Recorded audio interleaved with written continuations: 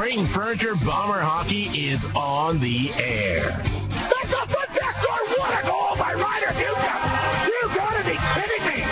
Put that one back up on the Jumbotron. The excitement and heritage of the Flin Flon Bombers is on 1029 CFAR and FlinFlonOnline.com. That's a Pacific Stars. Power play goal.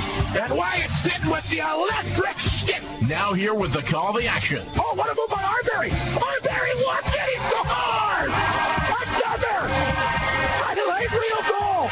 It's highlight reel goal after highlight reel goal. The voice of your Flin Flon Bombers. Look out, we're going to have a scrap here. Look out, Lala, there are a couple big right hands, and he takes them down. The Bomber bench loves it and so do the fans. The man who is always 10 seconds. hungry for hockey. Like a hungry man with a cheeseburger. Right upstairs where Grandma keeps the peanut butter.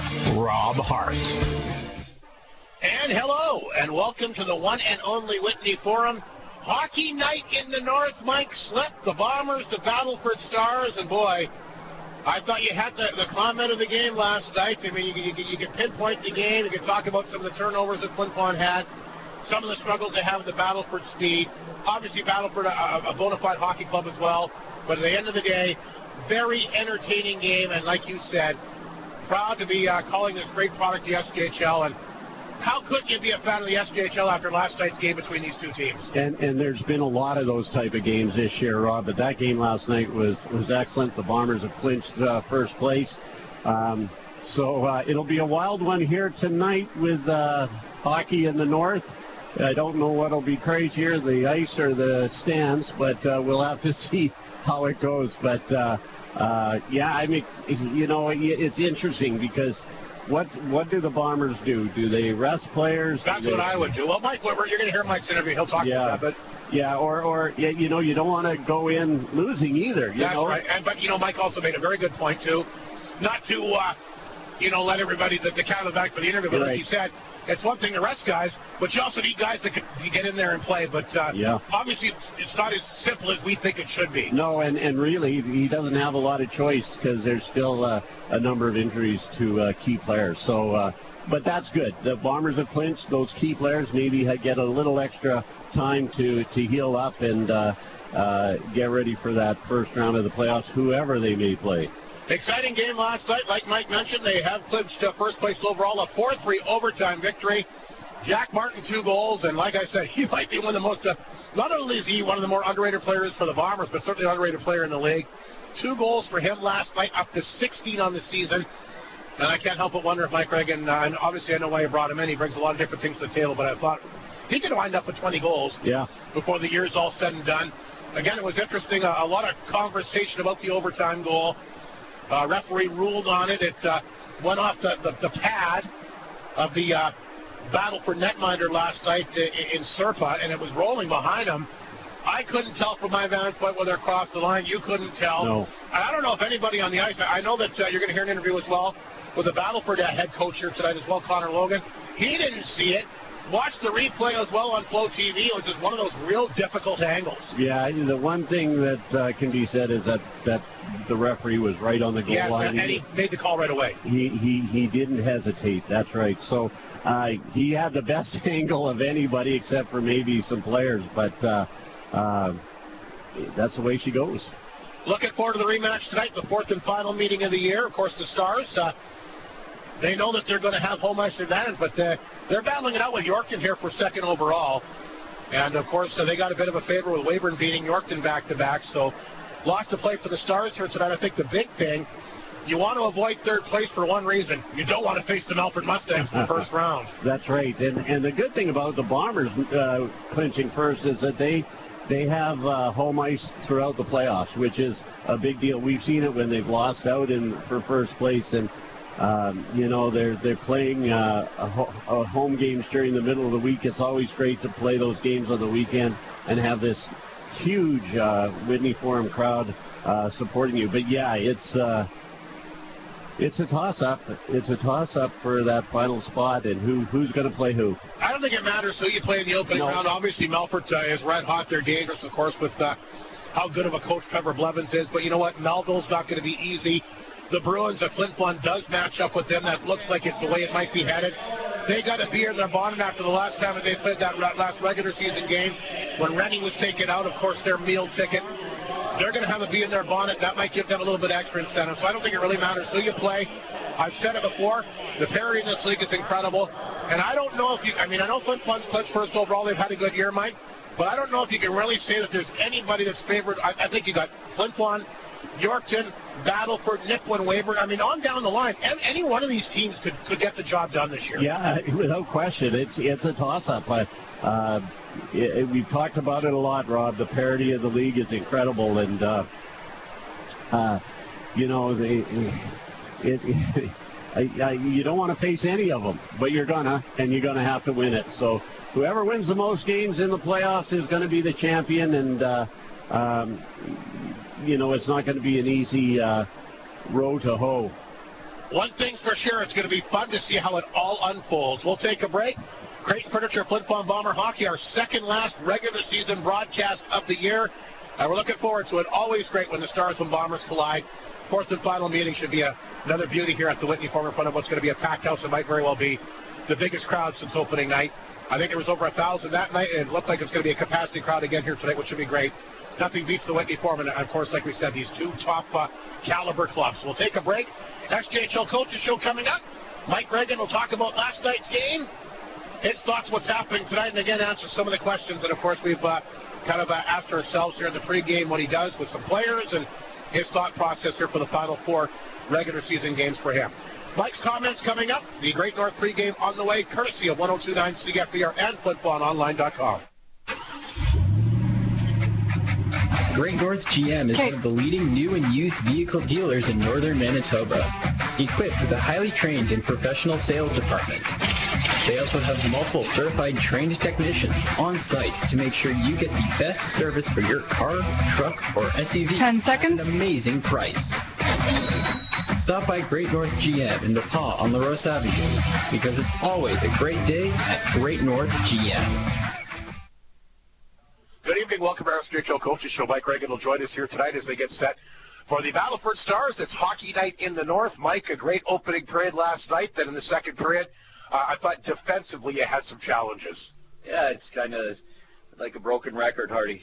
We've been good to start, and then we kind of put it in cruise control, and then we have to fight to hang on.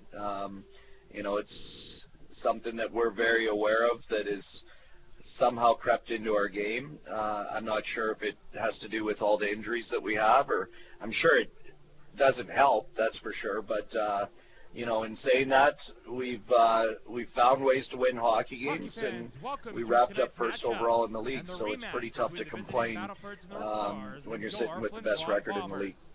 The transition game for Battleford I thought was pretty strong last night. Like a lot of turnovers in that zone. Was there speed a factor? Yeah, they're a quick team. We're a quick team. I thought when we had success, we were forcing them to turn over pucks and vice versa. I mean, that's typical of any game. Usually the team that's on their toes and aggressive is going to cause the other team some headaches. And that's something that went both ways last night. You clinched first place, Mike. I'm thinking this must give you some chances now to rest a few guys heading to the playoffs. Like you said, you've been banged up. Obviously, some important regular guys not in uniform yesterday. Muka Alexander in particular, guys that have had extended injuries. Obviously, that's going to give you a little bit of breathing room now. Well, it is, but the problem is do we have guys to put in the lineup? I mean, in order to take... Can you call up guys, Mike? Well, we're in the process of working on that. We'll probably have one of our APs coming in on actually tomorrow and hopefully be eligible to play for us on Tuesday. Wyatt Stinton will take tonight off, allow him to... He's been nursing a nagging injury here for quite some time, and this gives him an opportunity to rest that up, and we'll get him checked out next week and make sure that he's healthy for the playoffs. Sounds good. Again, you maybe not been the prettiest game, but you got the end result. In overtime, for the most part, they should be able to get the job done. Yeah, actually, it's kind of funny, Hardy. I was looking at that today, and in past years we've struggled in overtime and shootouts, and this year we've been really good, and we haven't changed anything. It's not like we, this summer we had a summit and decided that we were going to change our philosophy or anything like that. It just, for whatever reason this year, we're getting the results in overtime. And, obviously we got a good team, but we've had good teams in the past that haven't had success in OT. Well, the big thing for me last night, what a difference a week makes, Mike. I mean, when you went into overtime against Battleford last Saturday, you never looked set, you never looked comfortable.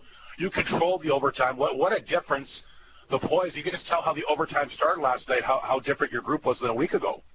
Yeah, it's something we talked about after the game, actually. Like, Nardelli didn't even get off the ice, and he was out there the whole time, and it happens to be his check that ends up scoring the winner. And I'm not blaming him or pointing fingers.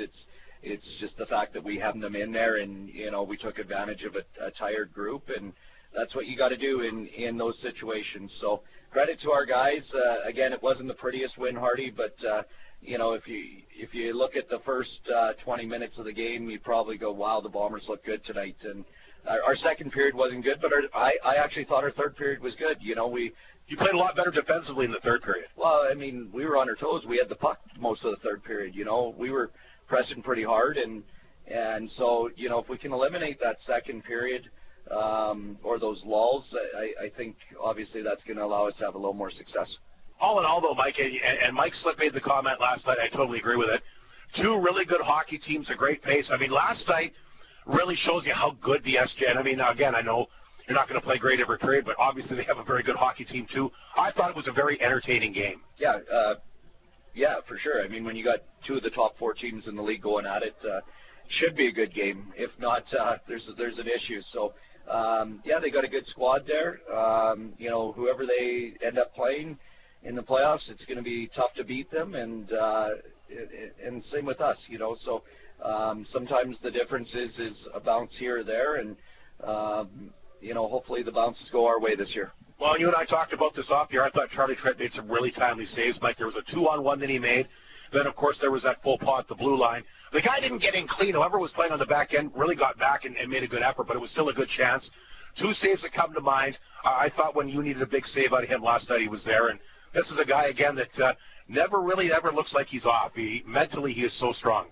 Well, and that's why we brought him in, Hardy. I mean, we brought him in here to make the timely saves, when they count. And it's not how many saves you make, it's when you make them. And he was able to do that for us last night. And we've, obviously been very impressed with the way he's played for us. And he's given us a chance to win every night. And, that's all we're asking out of our goaltender. We know we've got a good team. Make the saves that you got to make and come up with one or two that can be the difference in the game, and hopefully we'll take care of the rest. Do you go in with Finn tonight?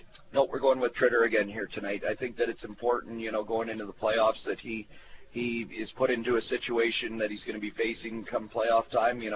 We're only 4 games away, 3 after tonight before the playoffs here. So it's about, that mental psyche and just facing that demand of playing back-to-back and having your A game. So that's the reason why we're going to go with him here tonight. Hockey Night in the North, Mike. It's a free night. A lot of people have jumped on board to pay the bill to give fans a chance to come out and enjoy this one for free. Obviously, you're hoping for a big, big crowd. Is it kind of just to get the guys motivated what it could be like here playoff time? Is that kind of the idea behind it this late in the year? Yeah, I think so. I think it's, you're hoping that you get over 1,000 people and create that atmosphere. And also, hopefully some people that normally don't come out to games come tonight because it's free and decide, this is great hockey. We want to support the team, and let's get out there during playoffs. Sounds good, Mike. Good luck against the Stars. Should be a lot of fun, the fourth and final matchup tonight. Thanks very much, Robert. Mike Reagan, the head coach of the Bombers, once again here on 102.9 CFPR and FlinFlonOnline.com. Bailey Homes has 15 years experience in the North, specializing in RTM homes and foundations, and are also proud supporters of our community. They are so thankful to Flin Flon and the surrounding areas for supporting them all these years. Bailey Homes is always willing to chat with a potential customer to show what they can do for our community. Your trusted builder in the North. Visit bailey-homes.ca. SJHL Coaches Show continues. Connor Logan, the bench boss, the Battleford Stars, will join us. Connor has had a nice chance to chat before he went to air, and I thought you take away the first 10 minutes last night. Your team played very well, really took it to them. Late stages of the opening period and certainly the second period, they really had a hard time, I thought, containing your speed. Yeah, it was good for our group. I mean, credit to Flin Flon, though. Obviously, they're built. Mike's done a really good job of constructing a team that is tailored for this rink and tailored for the style of play that they want to have. And it is definitely a challenge for teams coming in, especially I think for us, just a little less time and space. We're a group that likes to get up ice and make plays, and we use the time and space when we have it. And there was a little bit less of that, so there was an adjustment for sure early on. I thought we were mismanaging pucks, and two of them ended up in the back of our net early. So you don't want to be in a situation like that prior to finding your game, which was, we had Clar way out of that. But, some good stretches, and then the third period back and forth. And when it goes to 3-on-3, I think anybody knows that, anything can happen, if there's a missed coverage and a shot, and, it is what it is. It was a good game, though. We'll get to the overtime momentarily, but were you surprised at how many turnovers you guys were able to take advantage of? I thought that your transition game was phenomenal. I counted, I think, at least 5 or 6 2-on-1s for your team. I mean, you really created good chances. Yeah, no, we did, especially through the second. There was a couple opportunities. That's the game this time of year. We hit a post. There was a couple times where we didn't even know we were on a 2-on-1, and I think if we had, maybe a little bit more awareness of that, there would have been some more opportunities. But it was good. I thought our transition game was there for, I would like to say 25 to 30 minutes of the game, and but I thought we adapted well in some of those other situations when Flin Flon was doing a good job creating some layers to the middle, and they were tracking well. It was back and forth. I mean, we did have a good second frame, but we weren't particularly happy with some of the style of play we had early on. So we're hoping for a little bit more consistent game today from ourselves. I'll tell you what, it was a fantastic hockey game. You mentioned maybe two of the most best skating teams in the league going head-to-head. And, my color commentator made the comment last night, which I agree with. That's what makes you a fan of the SJHL, a great game like last night. Yeah, and I think you asked Mike as well, when you're coaching those games, it brings the best out of you as a coach. It brings the best out of your players. I think just with where both teams are in the standings, couldn't be a better time to hash it out and, go toe-to-toe for a couple of big ones heading into the postseason. It's going to do both teams a favor and hopefully give each team an edge heading into their first-round matchups. And there's chippiness, there's physicality, there's, like you said, good skating. There's great skaters on both teams.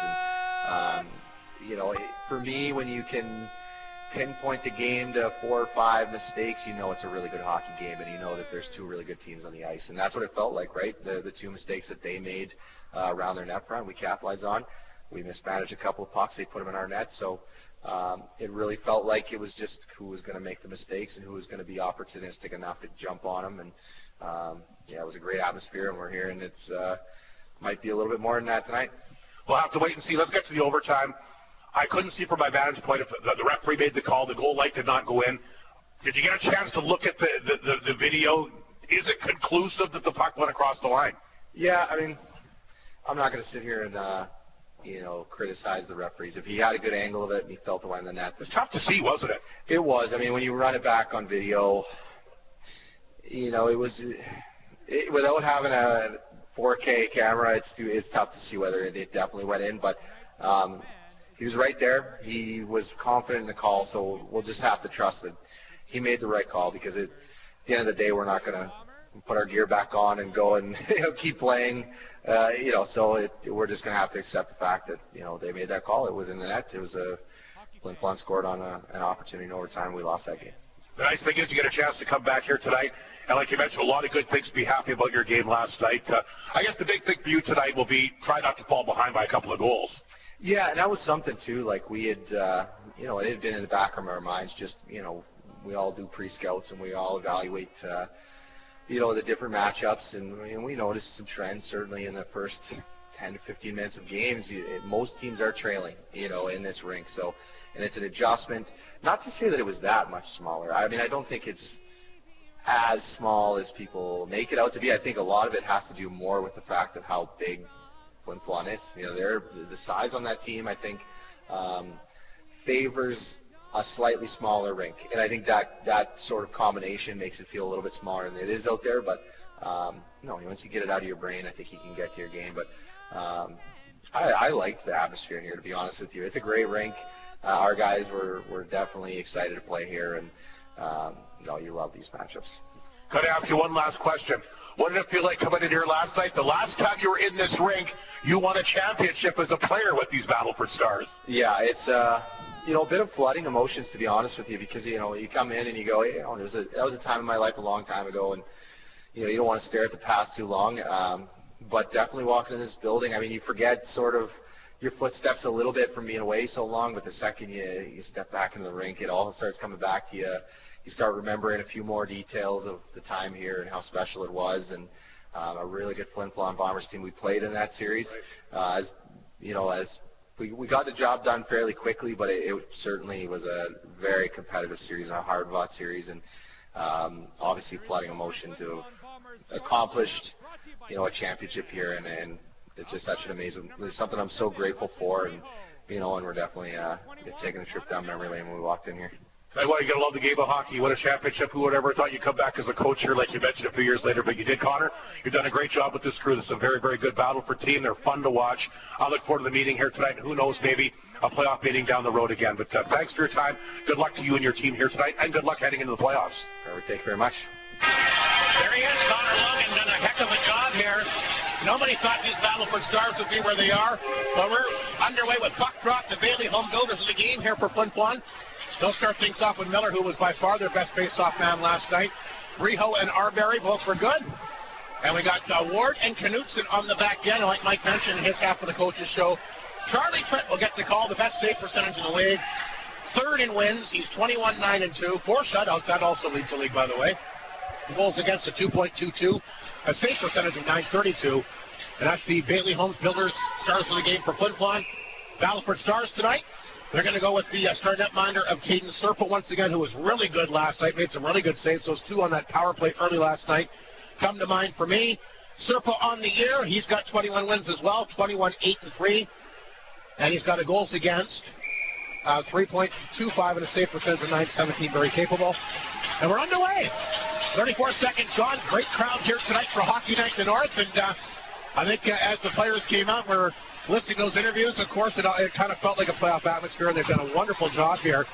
Adam Ricard, wonderful job with the camera work, skating on the ice. They really got a real good feel of the people that are in here tonight, and I thought just an outstanding vantage point to start the game here tonight.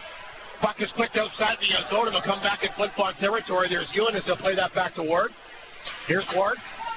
Puck redirects inside the North Star zone, and that's grabbed here quickly by Coventry. What a player he is. That'll redirect down the ice, and Trent will kick it to the corner. Bruce had to be careful, had a guy on him. Battleford, body check, will get the puck. Here's an opportunity, and that one just ripped wide that time, courtesy of Klippenstein, who has 4 goals against Flin Flon this year. Puck will go back in the North Star zone. Klippenstein back to get it. Beats it to Granger. Here's Granger. Had to be careful. Joey Lee's on him, just got rid of it. Fisher will help him out.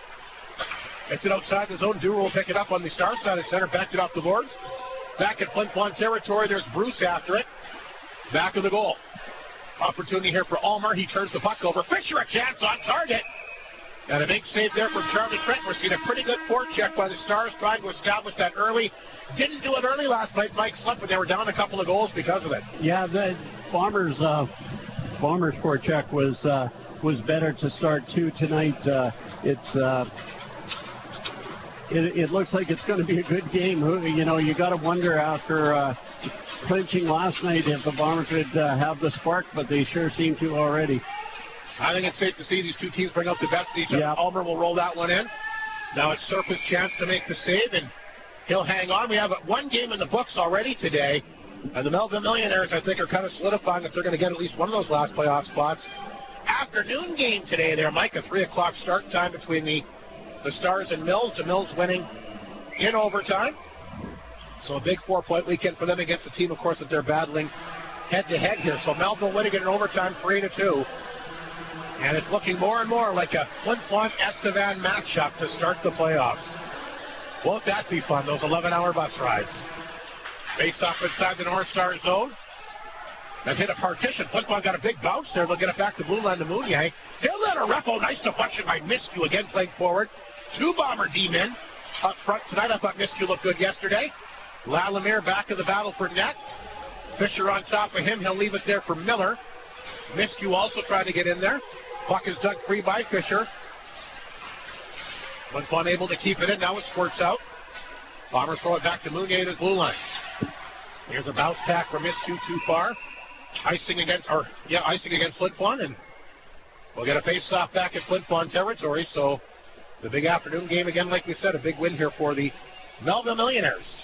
And if the playoffs were to start today, Melville would be playing Yorkton. That would be an ideal matchup for them in the opening round. You want to be the play-by-play game for that one because they're close. 20 minutes apart, I think is what it is. And not to mention how many people it puts in the seats. Yeah, that might be the best rivalry in the league, actually. I think it is. Melville-Yorkton for sure.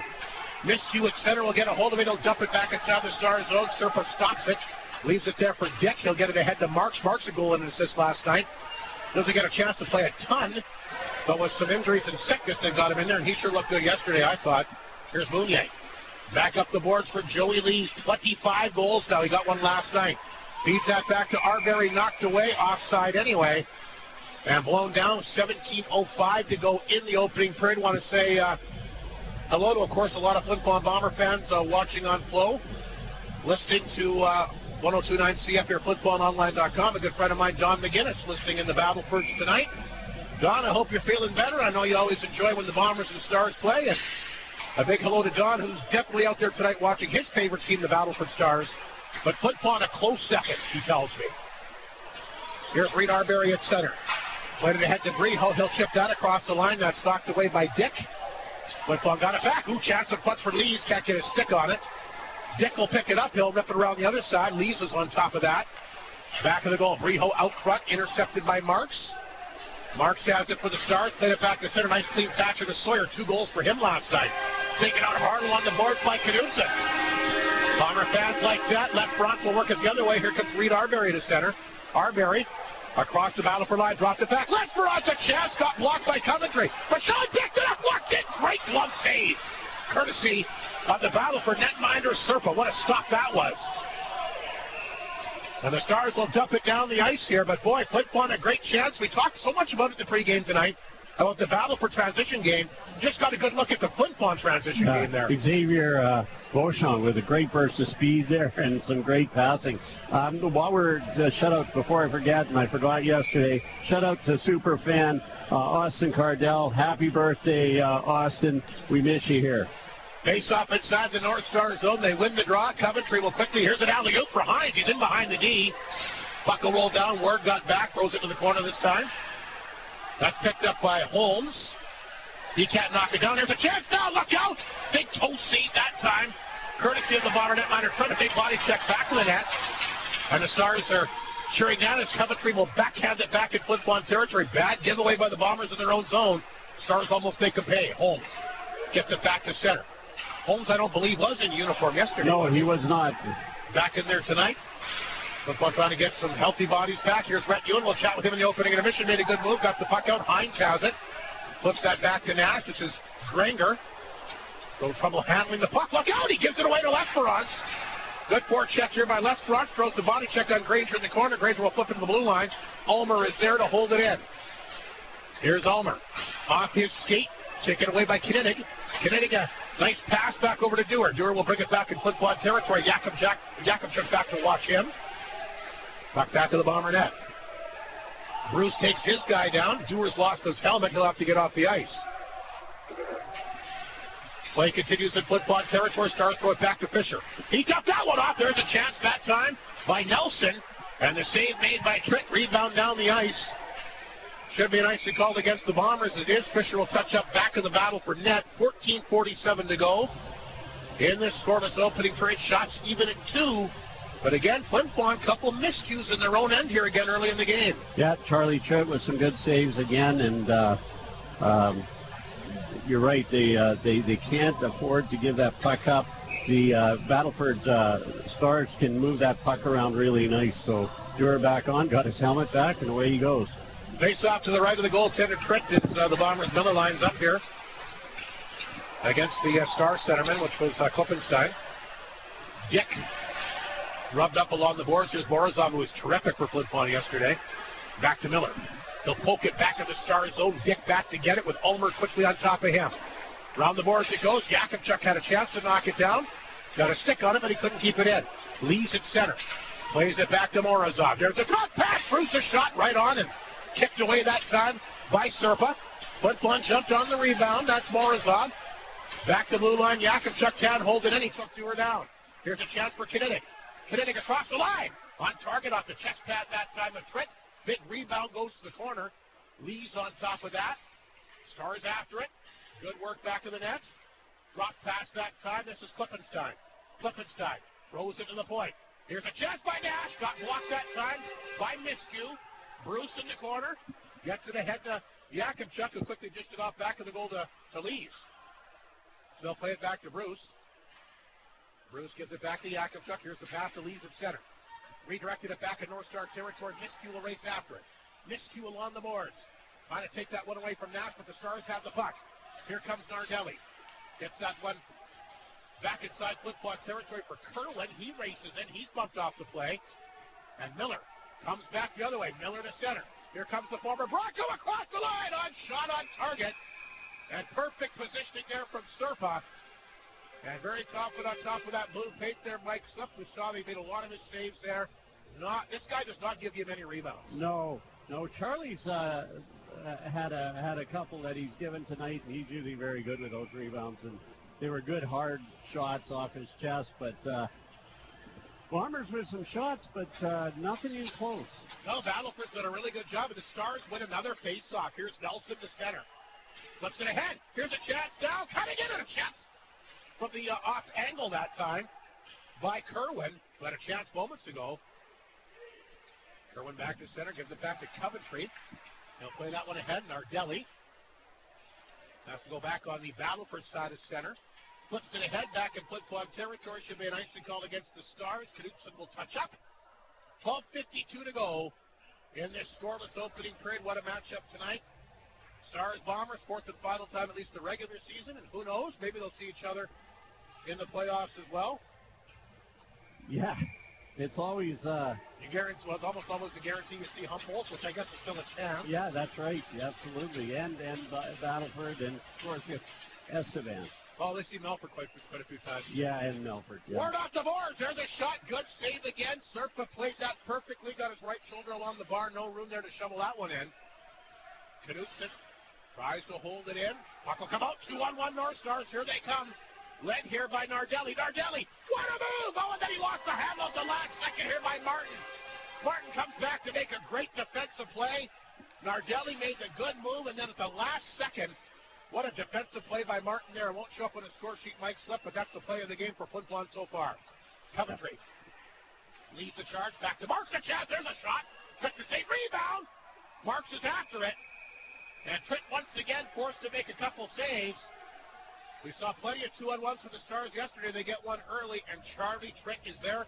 6 shots for the Stars. I don't think any of them have been easy. No, they sure haven't. Marks and Ward having words down there, but what a play. It was just a pickpocket. The Battleford Star had to be shocked that the puck was there for a second. The shot was about to come, and was it Miller? No, it was Martin that got back. Sorry. Martin was just a great defensive play. Marks will take the face-off against Leeds back at the Flin Flon zone. The left of Charlie Tritt has been the player for Flin Flon tonight. Good opening period here for Battleford. Flin Flon again having trouble in their own zone. Yakimchuk mishandles that puck. And the puck will go back to the Bomber net. Picked up in the corner that time by Marks. Gets it back to Fisher. Fisher makes a move. Fisher will hang on. A backhander out front. And Sawyer couldn't get a stick on it. Bombers will bounce that off the glass. Ulmer after it at center, can't get to it. Here comes Marks. Made a good move. In Flin Flon territory. Got that one in deep that time for Sawyer. Sawyer will get it back to blue line. Here's Granger. Hit Ulmer, but comes back to Sawyer. Sawyer back out front. Oh, great chance that time for Konowalchuk. Dropped it back. Fisher can't shoot it. Good pressure here by the North Stars. They'll keep the puck inside Flin Flon territory. Here's Granger at the blue line. Throws it back in deep. Ulmer thinks he wants to freeze it up here. Now it comes loose. Lees will pick it up, and he makes the smart play to bank it off the boards to get it out. Here comes Morozov for Flin Flon the center. Morozov, a good move across the line. Here comes Morozov, dangling inside the Stars zone, feeds it to Meunier. Meunier fakes the shot, walks in, back out front. Puck laying there, Flin Flon can't get a shot away. Meunier will keep it in. Now he fires it on target. And Serpa sees it, makes the glove save, and hangs on. But boy, the Stars have been pinning Flin Flon in their own end here early. Bombers having a hard time getting their stick on the puck, jumping around, and when they do, they just can't get it out. The Stars doing just a great job of hemming them in. Bombers win the draw. There's a chance. Save made by Serpa. The nice wrister that time by Holmes. Lalimier along the boards. He's pinned up. Flin Flon will try to work that free. They do this with Miscue at his blue line. Hit L'Esperance. Meunier holds it, and there's a chance again, and that one blocked in front that time by the Stars, Nash. Zacharias along the wall will throw it back of the Battleford net. L'Esperance is there working on Dick Lalimier. He'll pick it up. Lalimier left it there for L'Esperance. L'Esperance looking for some room here. Flin Flon continues to work hard. Puck comes free. Here's Miscue, a chance, and that hit a leg, never made it through. To Serpa, puck cleared off the boards. Meunier back in his blue line. Hines will trail him. Sends the pass to Lalimier. Stars get it back. Dick will pick it up in his blue line. Gets it back to center ice. Zacharias lost the handle. Here's Holmes. Look out. Almost gave it away. Back of the goal for Meunier. Meunier lets Miller take it. He'll give it away to Arbery. Here's a nice pass to Lalimier underneath his stick. Dick back for the Stars to get to it. Feeds it to Nash. Here comes Hines. Hines to center. Batted away. Good play by Fashon in his blue line. Here's Miller for Flin Flon. Miller quickly on it across the line. Trying to slide that pass out front. Dick intercepted it. Puck will come out. Here's Dewar. Has a man with him. It's Kinnick. Dewar back out front. Intercepted by Arbery. Flin Flon the other way. Stretch pass too far for Miller. Icing against the Bombers, and we're seeing the good speed right now with these two teams going back and forth here. I was going to say it's opened up here in the last few minutes both ways. The Bombers coming down. Nathan Meunier doing some nice work. We got the media timeout, Rob. We'll take a break. We'll come back with more. It's a scoreless opening period here at the Whitney Forum. Hockey Night in the North here on 102.9 CFAR and FlinFlonOnline.com. Your local McDonald's at the Walmart location offering up some tasty treats here in February, including the Frank's Red Hot Original McCrispy, made with tender and juicy 100% Canadian raised seasoned chicken, and topped with shredded lettuce, mayo-style sauce, and Frank's Red Hot Original thick sauce, and served on a potato bun. Also, the Frank's Red Hot Honey Dipping Sauce, a dipping sauce with the sweet taste of honey and the heat of Frank's Red Hot to treat your McNuggets to a flavor they've never experienced before. Stop on by the restaurant, the Flin Flon Walmart location, 8 a.m. till 9 p.m. Monday to Saturday and 8 a.m. till 6 p.m. on Sunday. Artificial intelligence can't build you a home, fix your engine, or prepare a meal. A job in trades is a job AI can't have. At the University College of the North, choose from over 10 different trades that work for you, your interests, and your timelines. You can be the one everyone calls for that expert help. Apply for September 2026 start. UCN.ca. UCN. Here you can. 10 seconds. University College of the North sa kinutigis kinumagay nao ay kanto paten nao UCN.ca. UCN Tagi-Hispano. And welcome back to Whitney Forum. 9:22 to go. Play at the side of the Flin Flon net. Charlie Tripp, the Bomber netminder. He'll make the save and hang on. That was close. That was a funny rebound. You were getting us back on the air, Rob, and Trent lost his stick again, didn't he? He loses that every game. Yeah, he's going to have to do what he used to do to my kids, tape their hands to the stick. Face off to the right of Tripp. Klippenstein takes the draw against Miller. Off the face-off, Kinnick will throw that one in for Klippenstein back of the Bomber net. Bruce is in there. Trying to pin that one up. He'll poke it in the corner. Breho after it, but it comes back to Coventry. Gets a chance on target. Chipped away, big rebound. Kinnick on top of that one. Throws it back to the goal, Klippenstein. Can't get there. Miller, a good job to whack it away from him. Then he lost it in the corner. Stars with some good offensive zone time again tonight. A lot of the plays been in this Flin Flon end here in the opening period. Stars looking good here on the road again. Here's Breho. Nice pass to Arbery. One-on-one here against Kerwin. Arbery out front. The open net is there, and look out. Breho goes flying into Surfa, and he might be hurt here, Mike Slip. He's down. Yeah, he's not good. I don't know why Klippenstein is mad at Breho. Yeah, he was taken into the goaltender. He was taken down by a North Star, I guess. Surfa looks like he's up. The Battleford Traders trying to make her way to the net to see how he's doing, I guess. Yeah, he's right shoulder shaken up, but he is getting up, which is good news. He's not perfect. The trainer will come out and check on him. 8:41 to go in the opening period. But no question about it, Breho was taken in by a North Star player. Open net there. Flin Flon's best scoring chance of the opening period. Yeah, absolutely. And good play by Breho. He got, as we said, he got tangled up with the North Star, and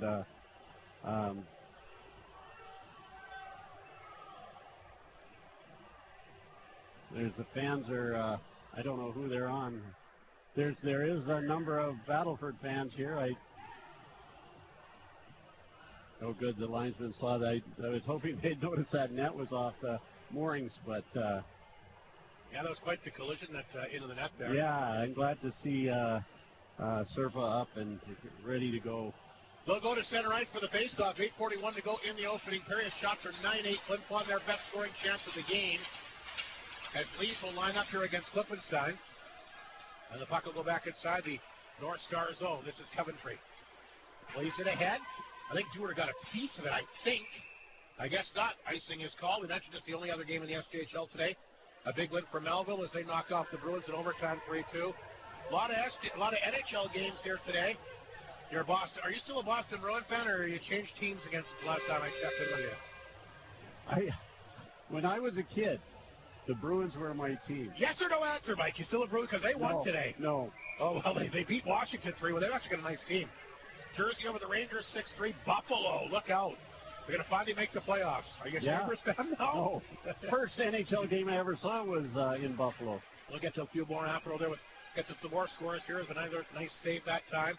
And I bought a Boston Bruin patch at that game. Oh, Philly in the shootout beat Pittsburgh. Maple Leafs losing again, 4-1 to Tampa Bay late in the second. Quickly, a question before we get to the face-off. Does Craig Berube lose his job? I think Treleving should lose his job. They have to do something yet again. I think Craig Berube is a good coach. And I do too. End up being the sacrificial lamb. Maybe it's time to move Austin Matthews, I think. I think so. Always great when we can just throw these predictions out there. Of course, we have a lot different if you're actually running these teams. Holmes is back inside the Flin Flon zone. Dewar on top of him. He'll get rid of it. Here's Mounier.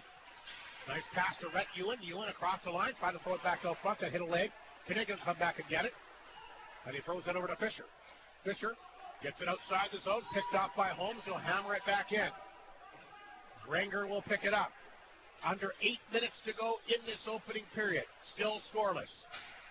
I'd say the Stars by the better end of the chances. They're going to get another one now. Nelson out front! Racing there, Nardelli. He got to stop just at the last second there. Here's Zacharias a chance. A weak shot, but he's still in a good position. And you made the comment last night. I'm going to bring it up again. How are these guys getting that open in front of the net? Yeah, I'm thinking the Bombers look a little better tonight defensively, but yeah, they're having seem to be open in front of the net. They're getting beat is what's happening, and they're getting odd men down there. Off the face-off, Morozov will pick it up for Flin Flon. Nice backhand pass. Yakimchuk jumped into the play. Here's Morozov. Morozov still has it back of the goal. Flipped it back to the far corner. Ulmer after it, knocked away from him, gets away from Bruce, and he'll have to go back to center. Feeds it back to Yakimchuk. And that'll redirect off a stick over the glass and out of play. 7:18 remaining in the period. 10-9 the shots for Flin Flon. I'd say scoring chances tonight. I think I've got it 5-1 Stars. Yeah, there's been a couple of maybe on the Stars, but you're right. They've had the best chances. Nelson, I'm not sure what he's upset about just below us. I guess maybe argue where the faceoff's going to be. They say the faceoff's going to go inside the Battleford zone, so it must have hit a Battleford stick. So faceoff in Battleford territory is Lalimier, Lees, and Miskew go back to work. Pashon and Holmes on the back end. Miskew's second night as a forward. I wonder how he enjoys playing up front. He'll get the puck right now. Throws it in deep. Zacharias around the boards. There's Biscu.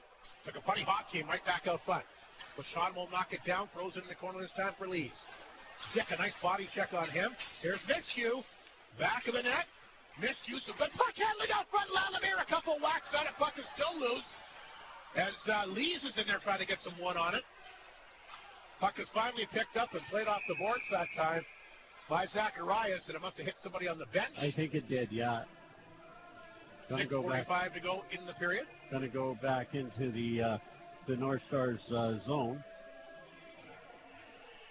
Looks like Flin Flon will make some changes. The Breho Arbery Miller line will come out there. And here comes Knutson and Ward on the back end. Battleford making changes as well. Miller will take the face-off here against the Stars, Connor Walchuk. Flin Flon wins the draw. Chance in front for Arbery. Good chance there. And off the shoulder that time by Serpa. Miller was out front. Looking for a redirection. Good work by Breho back of the goal. Flip that back to Miller. Miller. Blue line for Ward. Around the boards it goes. Knutson's going to race after it. He can't knock it down. And why was that blown down? I'm not sure. Could it? No idea why that play was blown down. 6:20 to go. I don't think anybody on the ice knows either. No, I don't think so. Oh, Serpa wants to get a little bit of work done on his mask here after he took that last shot. So he's got the gloves off, and he wants to, I think, skate to the bench and maybe get some work done on his mask. The referee's not letting them, or they decided he didn't need it, one of the two. Miller will take the face-off here to the right of Serpa. He'll line up here once again against Sawyer. Off the draw. Flin Flon can hold the puck in. That's Connor Walchuk. Lost it at center ice. Flin Flon jumped it in. Miller racing after it. Miller able to try to jam it away from Coventry. Arbery will follow in. Arbery back of the goal, tried to come back out front. Ward was in there, but he couldn't get it to him. Arbery along the ball, deep inside the zone. Miller will slap it back to Ward. Ward feeds that one back in. Miller back of the goal. This is Breho. Right point to Knutson, back to Ward. Ward hanging on, shoots it over top of the net. It goes. And that'll catch the glass and come out. And picked up by Knutson, his side of center. Back to Arbery, but Coventry quickly jumped on it. Stars up the left side for Sawyer. Gets it back to Connor Walchuk. Connor Walchuk cuts in a shot! And that was just over top of the left pad that time. Here's a chance for Sawyer off the side of the net. 2 yesterday. I think he had Trent beat there. I don't think he was expecting that quick release, but a great job by Sawyer. Here's Hewitt. And standing left alone. Yep, throws it back in. Grenger will get it back for the Stars, and he'll skate away to center. Here's Grenger flying down the right side. Grenger will bring the puck in deep. Oh, big body check by Lesperance. Picked up by Yakimchuk. He'll move that ahead. Takes a bomber bounce. Lesperance at center. Rolled away, though. Intercepted by Fisher. Hit a skate. Ewan will try to capitalize, but off the glass and cleared out. Battleford's done a really good job getting the puck out tonight. They don't play around within their zone very often.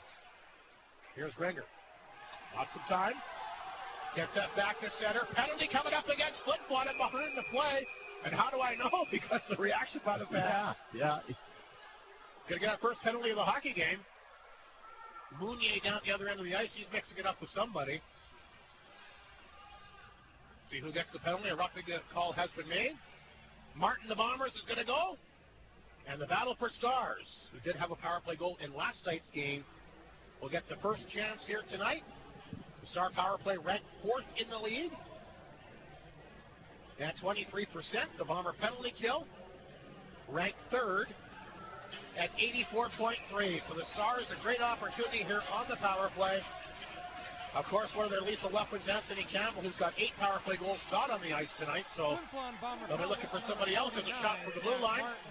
Fired on target that time by Nardelli, and a good glove save made here by Charlie Tritt, who's seeing the puck very well tonight. Just nice and calm the way Charlie plays.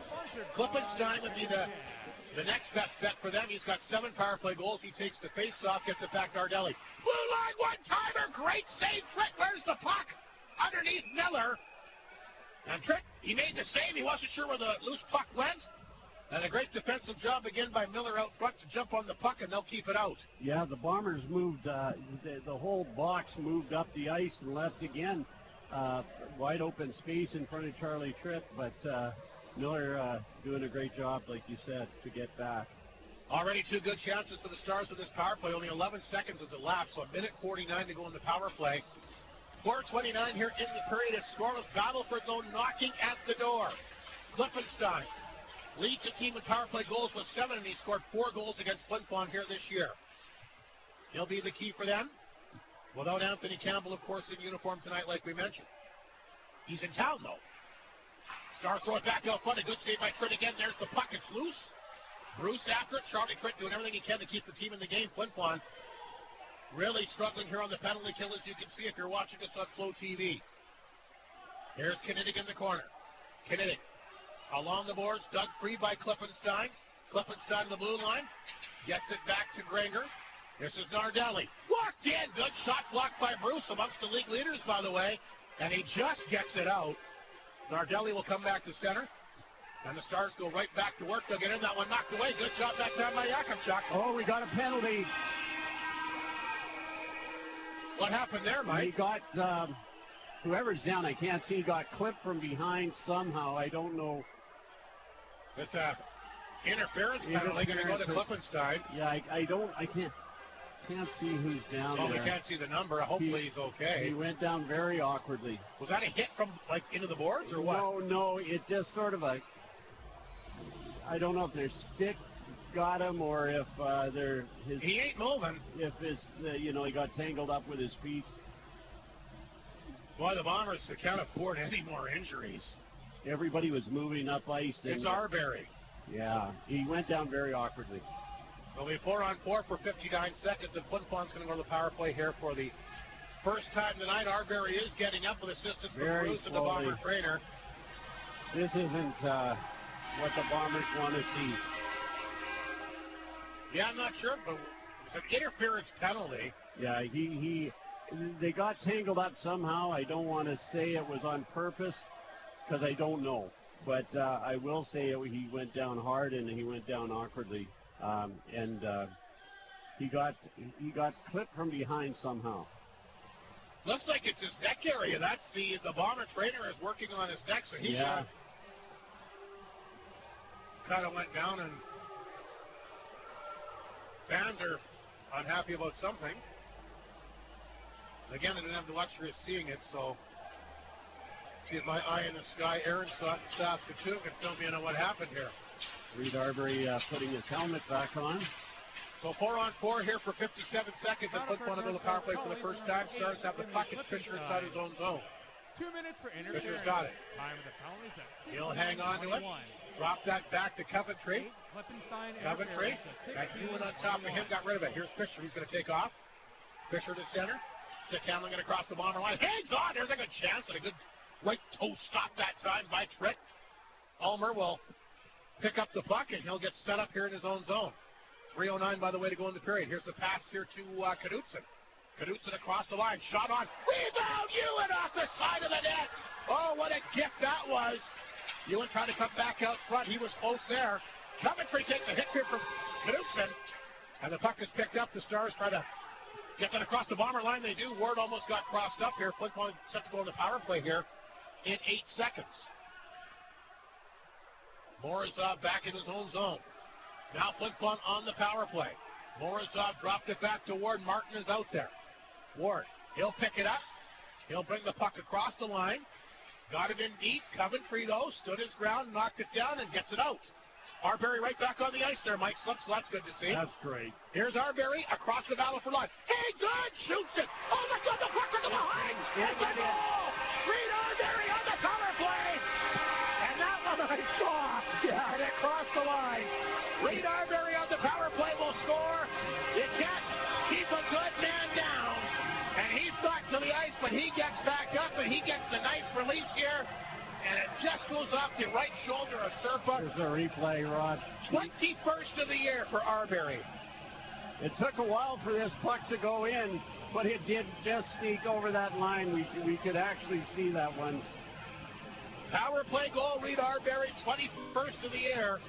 And that'll come at the 17:42 mark here of the opening period. Reed Arbery, there's Poetic Justice after getting back to the ice. And He gets right back up, and Flin Flon will take the 1-0 lead here on their 13th shot of the period. Lesperance back in his own zone. Puck poked away from him. Here's Vachon. He'll play it ahead. Nash knocks it down in battle for territory. Beats that sack to hit. Here's the pass. Zacharias lost that off a skate. They'll get it back to Hines. Martin back at center. Throws it in. Nash will race back to get it. Big Red Ewan coming in on him. Look at that body check back in the net. That's like a locomotive coming at you when he's wearing that. And he had a couple steps as he was making his way in there. Hines with a turnover. Here's a chance to tie it up, and he fired off the right shoulder. Another defensive giveaway. What's that for in the opening period here? Yeah, it's not going to end well. You can't keep turning the puck over like that. And just giving free rein to Charlie Tritt. Well, Tritt's been sharp, has he not? 15 saves. That's unheard of for the Bombers to give up that many shots in a period. They have the 1-0 lead, but I'll tell you what, they got to tighten up defensively here. Breho can't get a hold of it, knocked away from him. That's picked up here by Nelson, dropped it back to Kinnick. Here's a chance, and a good shot on target. The Tritt is there, and 16th shot of the period here for the North Stars. Battleford, as a team, seems to just be able to find that open ice. We saw an example of it right there. And find the opening to Charlie and a free shot. Lee's, by the way, the assist on the Arbery goal, so that's the official on that. Face off to the left of Tritt. Face off between Nelson and Miller. Miller wins the draw, go figure. Back up the middle of Breho. Breho will take off. Breho cutting it back, chatter on target. Save made. Miller again, proven to be the Bombers' best face-off man in this game as well. Yakimchuk will keep the puck in. That's scooped up here by Granger. Miller got a piece of it. Puck will come out. And we have a minute remaining in the period. Here's Yakimchuk. He'll slap that one back inside the North Star zone. Granger waits for it. He'll knock it down. Now he takes a look. He swings that pass. Back up the middle they go. Here's Nelson back at Flin Flon territory. Had Nardelli with him. Dumped it in that time for Kinnick. Kinnick back to the net. Tied up back in the goal. That's out by Lalamier. Here's Arbery, the goal scorer. He'll lift it out. Grabbed at center ice by Fisher. In a leg goes back at the Flin Flon zone. There's Bruce. Bruce will pick it up. Arbery along the boards. Arbery up the middle for Lalamier. Got a stick on it. He'll tap it in deep. 20 seconds remaining in the period. Lee's after it. He's knocked off the play, but there's Yakimchuk. Stars get it to the line. Held in by Arbery on target. Save made Serpa. Flin Flon will get a late face-off in Battleford territory with 9.4 seconds remaining in this opening period. Great crowd at the Whitney Forum tonight. Yeah, I was telling Charlie Tritt told me, I asked him what his favorite thing about playing in the Whitney Forum, and of course, like most players, it's the crowd, it's the fans. I said, just wait till the playoffs. Well, he's getting a taste of what the playoffs are like in this great arena tonight, so... Martin against Klippenstad to face off deep in the Star zone. Off the draw! There's a chance for Morozov, and he ripped that one wide. Dewar chopped it out. That's picked up here by Knutson. He'll fire it in. Save made here by Serpa. And that's going to do it for the opening period as Flin Flon might be fortunate to have a 1-0 lead after one period of play tonight, Mike. Yeah, they didn't play terrible, but the Battleford Stars had way too many good free chances at Charlie Tritt, and if it wasn't for Charlie, it'd be a different outcome. 16 to 16 shots, and really it's not, it's unlike a Bomber team to allow that many shots. We'll take a break. We got a lot coming up in the opening intermission tonight for the North to 53 Consumers Co-op, including that first period scoring summary courtesy of the gang at Northland Ford. Reed Arbery's 21st of the year. Flin Flon in front 1-0 after one here on 102.9 CFAR and FlinFlonOnline.com. Hud Bay is proud to be a sponsor of this Bomber broadcast. From donations for bursaries, hockey schools, clubs, community events, charities, and so much more, Hud Bay has supported our community with dedication and generosity, contributing to events and organizations. Hud Bay thanks the people of Flin Flon for their continued support. The North of 53 Co-op is not just a building, card lock, or a food store. It's a group of people working together to help their neighbors build our community. The North of 53 Co-op is a different kind of business. It's built by you and for you. Co-ops are found all across Western Canada, but the North of 53 Co-op offers the products and services needed by us. That's why it's not just a catchphrase, it's a fact. At the North of 53 Co-op, you're at home there.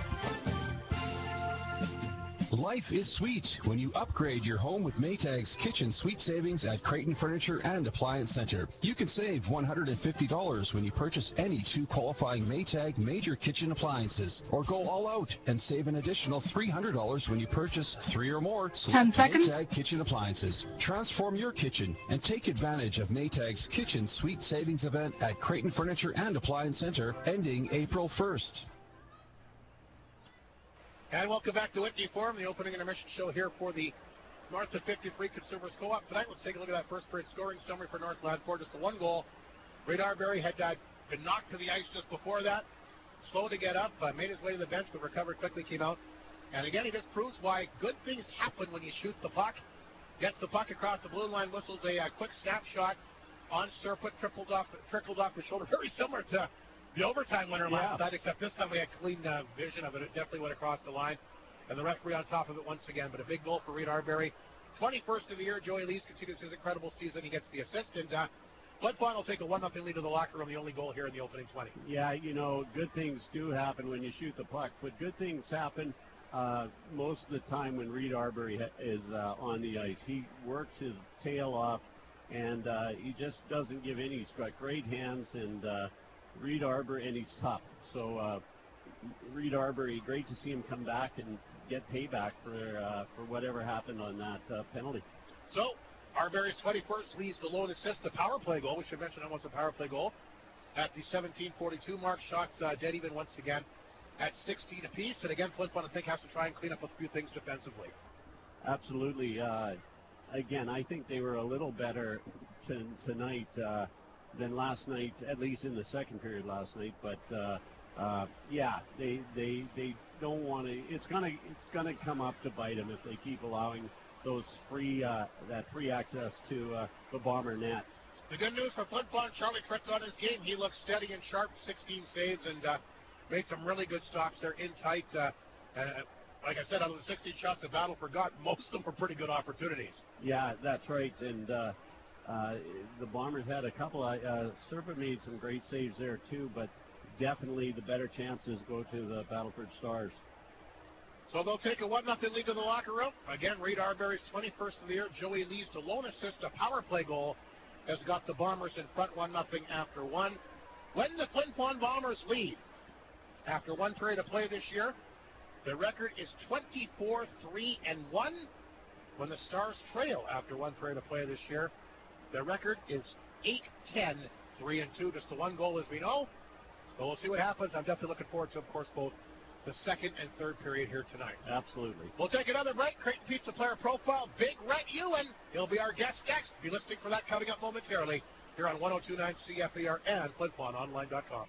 On average, about 25% of a household's energy bill is due to leaky or faulty windows, skylights, and glass doors. By installing proper airtight seals and cold weather-approved products from Jim's Custom Doors and Windows, you can reduce your bill up to 25%. So visit Jim's Custom Doors and Windows today. From the installation of new windows and doors to the replacement of old ones, their qualified technicians provide a wide range of services. Find the products that best fit your home, add some light into your life, and save the money you deserve. Jim's Custom Doors and Windows, 687-7071.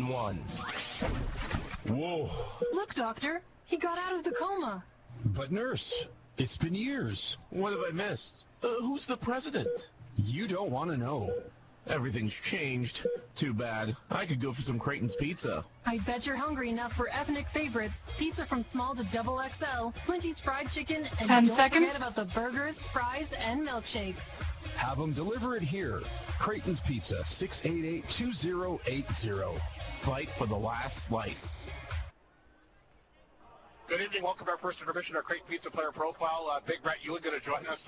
Like I said, I didn't realize how big you really are until I'm standing right beside you here, but way up there. But good to have you with us here tonight. Obviously, a very important 2 points last night. Yeah, like you said, it's like playoffs have already started. nail-biters type of games.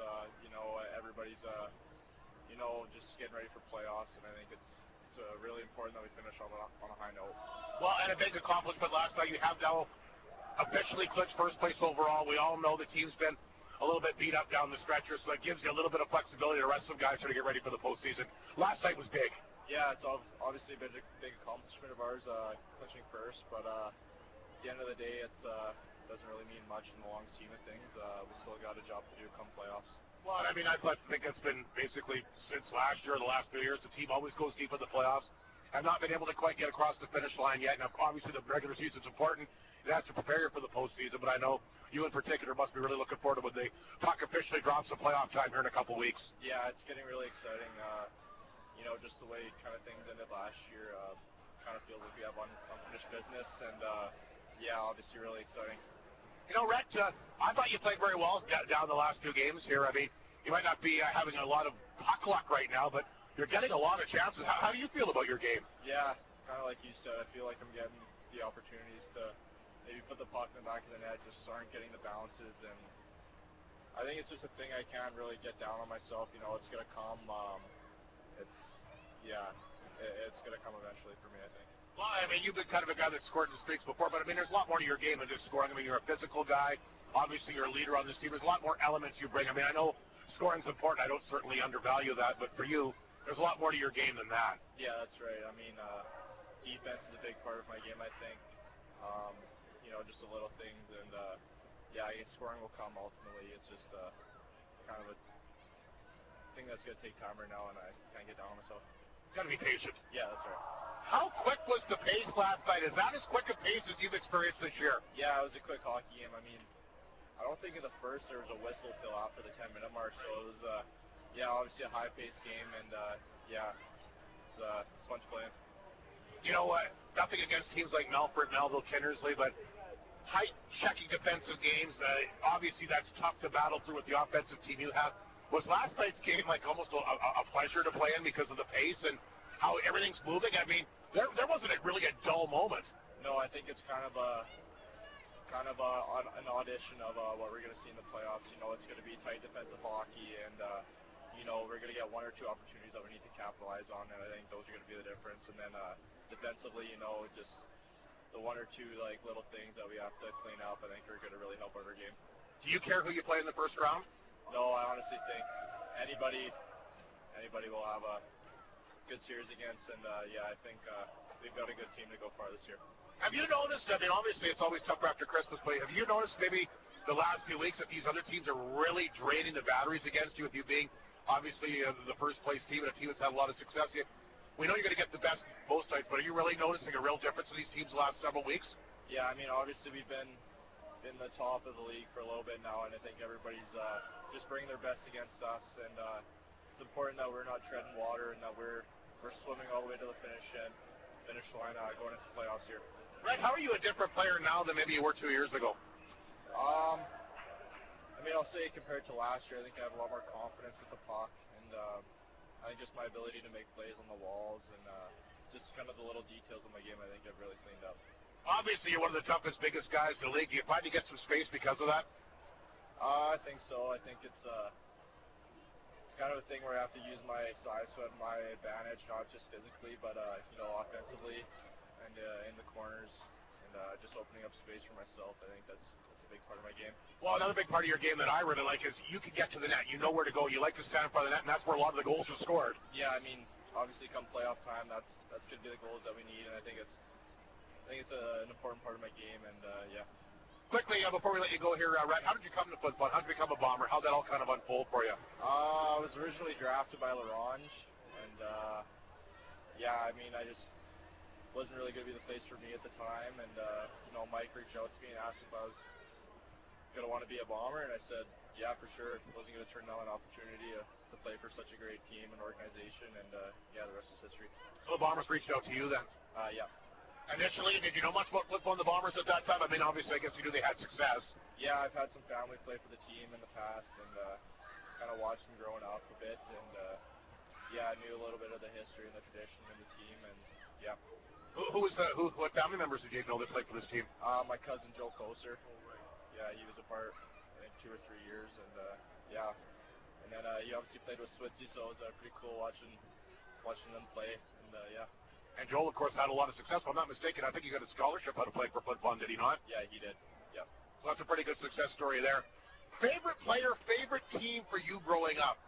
I'll say growing up, favorite team was the Penguins. Sidney Crosby was obviously a big role model of mine growing up. And yeah, I think I'm a little bit more of an Oilers fan now, but yeah.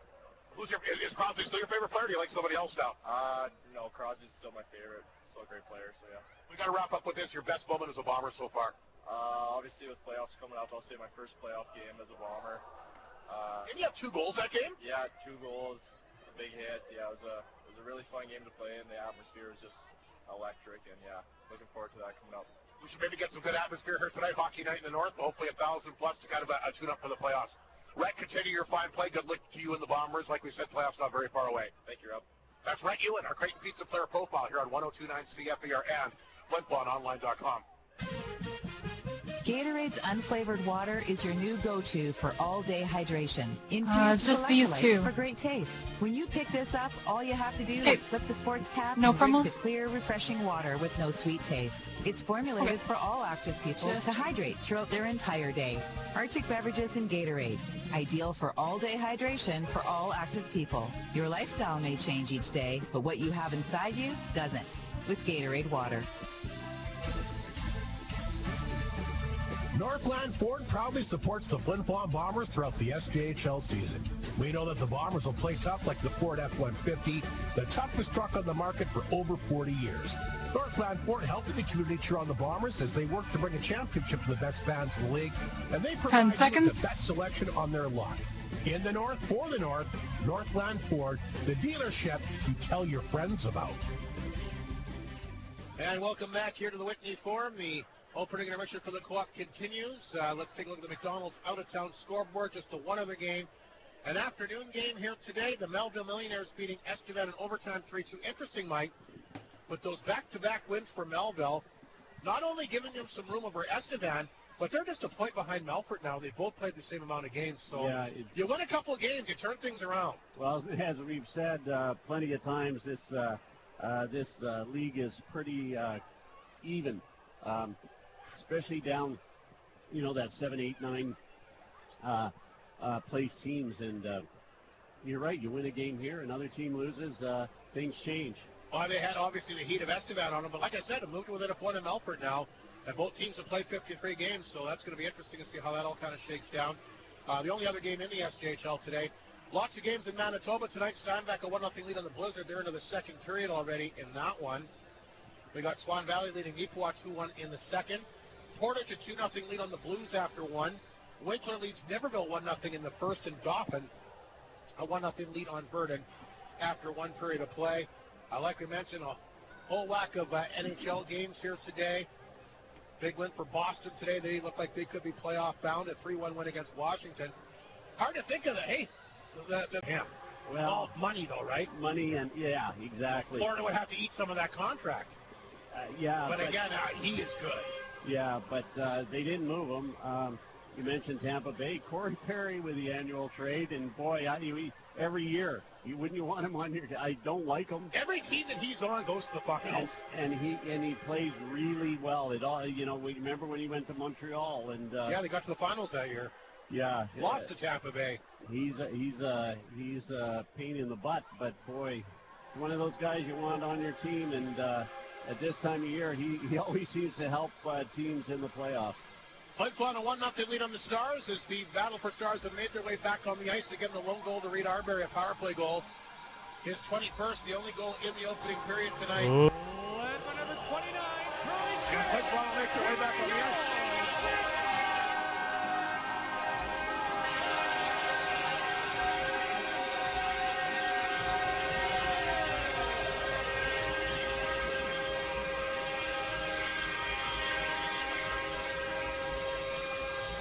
Good crowd again for hockey night in the North here tonight. And the Bombers able to score the first goal, which has been obviously a good thing for them throughout the year. We will see how it transpires here for the second. Flin Flon will be looking to obviously make some adjustments again defensively. But saying that, you also got to give Battleford credit for how fast they are and how good their transition game is. Yeah, absolutely. And as they say, they're able to find open ice, it seems. And on the other end of the spectrum, they're able to shut down ice. They clog it up. And this Battleford team is a good hockey team. And like most of the teams we've followed lately, they've been good. You mentioned Winkler playing today, too. They just reopened their arena. It looks beautiful down there. What happened to their rink? They just upgraded it, and it was a multi-million-dollar effort. And I've gotten to know the mayor, Winkler, and he was telling me all about it. It looks real nice. Of course, my son played down there, so. Very nice community. So we're underway here in the second period. Ward will go back inside his own zone. And they'll feed the pass to Brio. He had a good chance in the opening period here tonight. He always brings it every game. Miller will pick it up. He'll hammer that inside the Star zone. There's Brio right on top of it again. I don't know if anybody can out-hustle him. Ward will keep it in. Picked up by Arbery, the goal scorer. Knocked away, though. Here's Klippenstein. Flipped it out. Knitting at center. Slapped away by Knudsen. Here's Miller. Miller will pick it up. He's across the Battleford line. Drops it back. Brio finally gets to the front of the net. He gets it there. He kind of puck wobbled on him, but he still got it there. A stick save made. And the puck will come back to center. Picked up by Arbery again as he shovels that one in. Kerwin will pick it up deep in the Star zone. Feeds that one ahead. Flin Flon got it back. There's Big Red Ewan. Took a bomber bounce. Martin knocked it down. Martin walked in. Thought about shooting it, but he'll hang on to it. Throws that pass to Ewan. Ewan to the front of that, trying to jam it in. Oh, there's a chance for Lesperance and two big saves for Serpa there to keep the puck out. Flin Flon throws it out front, intercepted by Dewar. Look at the move he made on Fashon. Dewar will get the puck in deep. Stop! Shoots it. Good save that time by Trent. One of the Stars goes down hard there. And that, shaken up on the play, is Knitting. Meanwhile, Martin the other direction. Drop pass. Lesperance! Held on to it too long. Back of the goal, and I'll tell you what, Knitting is in some discomfort as he makes his way back to the bench. Puck lifted back to center. Here's Fashon. He'll throw it in wide of the mark. What did it hit? Oh, it came right back in front. Strange bounce there. Fisher's got it. Feeds the backhand pass to Zacharias. On the fly to Holmes. Holmes will drop that one back to Nelson. His shot goes wide. Here's Zacharias in the corner. Blue line for Fisher. Fisher hanging on to it. Fisher walked in, ripped out over top of the net. Granger will hold it in. Granger at the blue line on target. Trent will track that. And he'll make the save and hang on. A couple of chances here for Flin Flon early in the second period. Brio, good chance as well, courtesy of Martin. So Flin Flon gets some looks, but the puck kind of bouncing a little bit on them. Yeah, you mentioned Brio and his hustle, and you're absolutely right, but another guy is Lesperance. He never stops. I was going to mention him in the first period. He's just a whirling dervish out there, it seems, as is Brio. Stars win the draw. Here's Fisher. Shot on target, save made, big rebound. Zacharias dives up, but he can't knock it down. And Flin Flon will clear it out. Fisher back again. Redirected by Geisen inside the Flin Flon zone. There's Lees. An assist on the power play marker by Arbery tonight. Morozov dropped it back to Bruce. Bruce gets rid of it. Chipped back inside the Star zone by Ulmer. But Granger there to collect it. Lees will try to follow him up. Hines has it for the Stars. That goes off the skate, comes back on the Battleford net. Serpa had to be alert on that, and he was. Lalimier can't knock it down inside Battleford territory. Grabbed by Knudsen. He'll get the backhander in deep. He'll force Granger in, and here comes Miskew flying in on him. Miskew getting some different looks tonight playing forward. Second game in a row with the injury situation.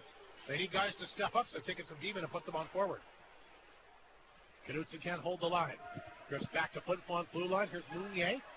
Mounier gets it back to Miskew. First one got blocked. Miskew will get it again, and this time he'll take the puck himself and flip it on target.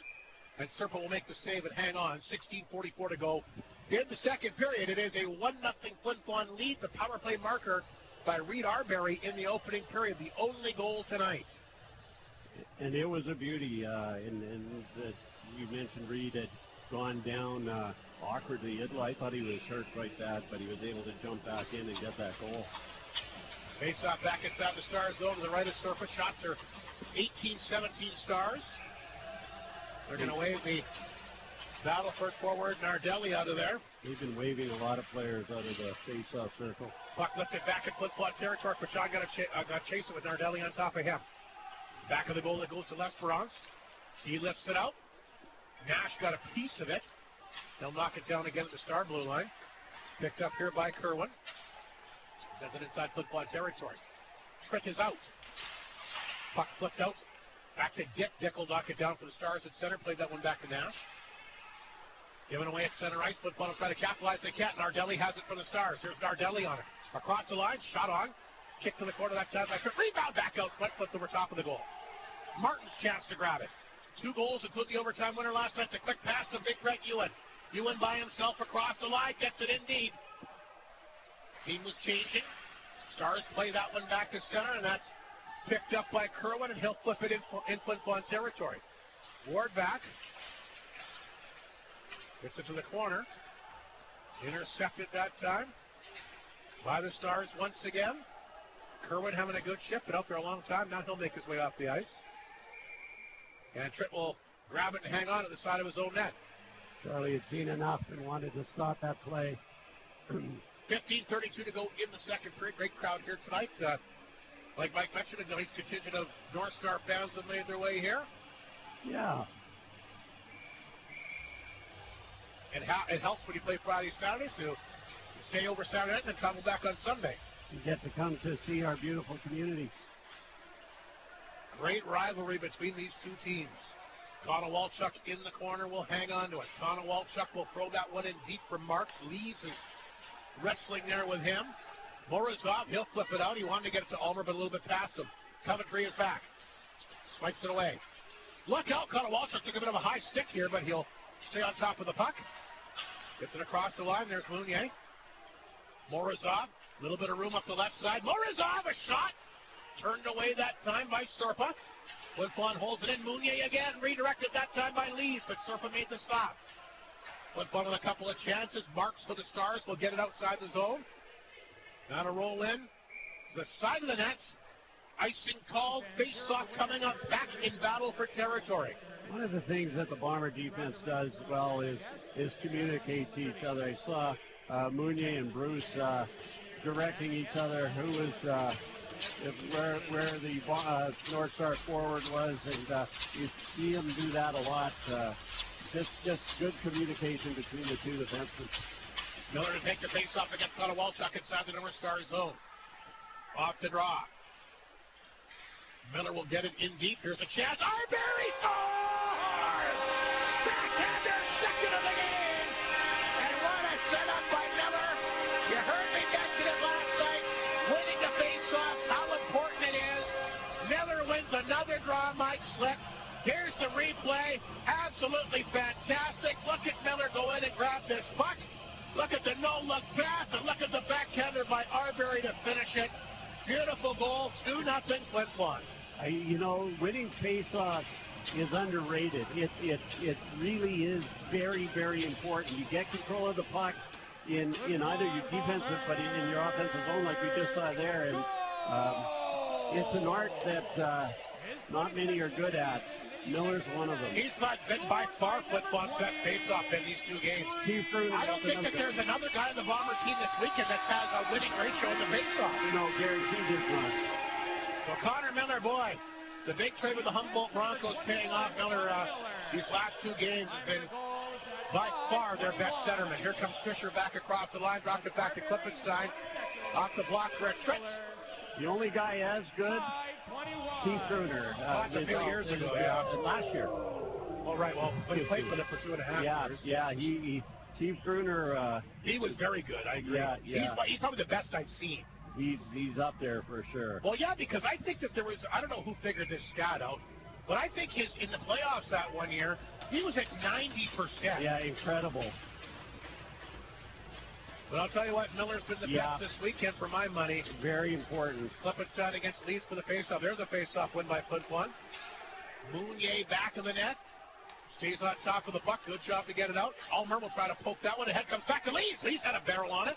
Knocked it down, made a good play. Morozov, his backhander off the side of the net. Some fans thought it was in.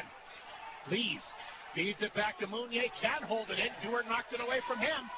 And Holmes has got a race back here for Flin Flon to try and break up this play. Holmes is there.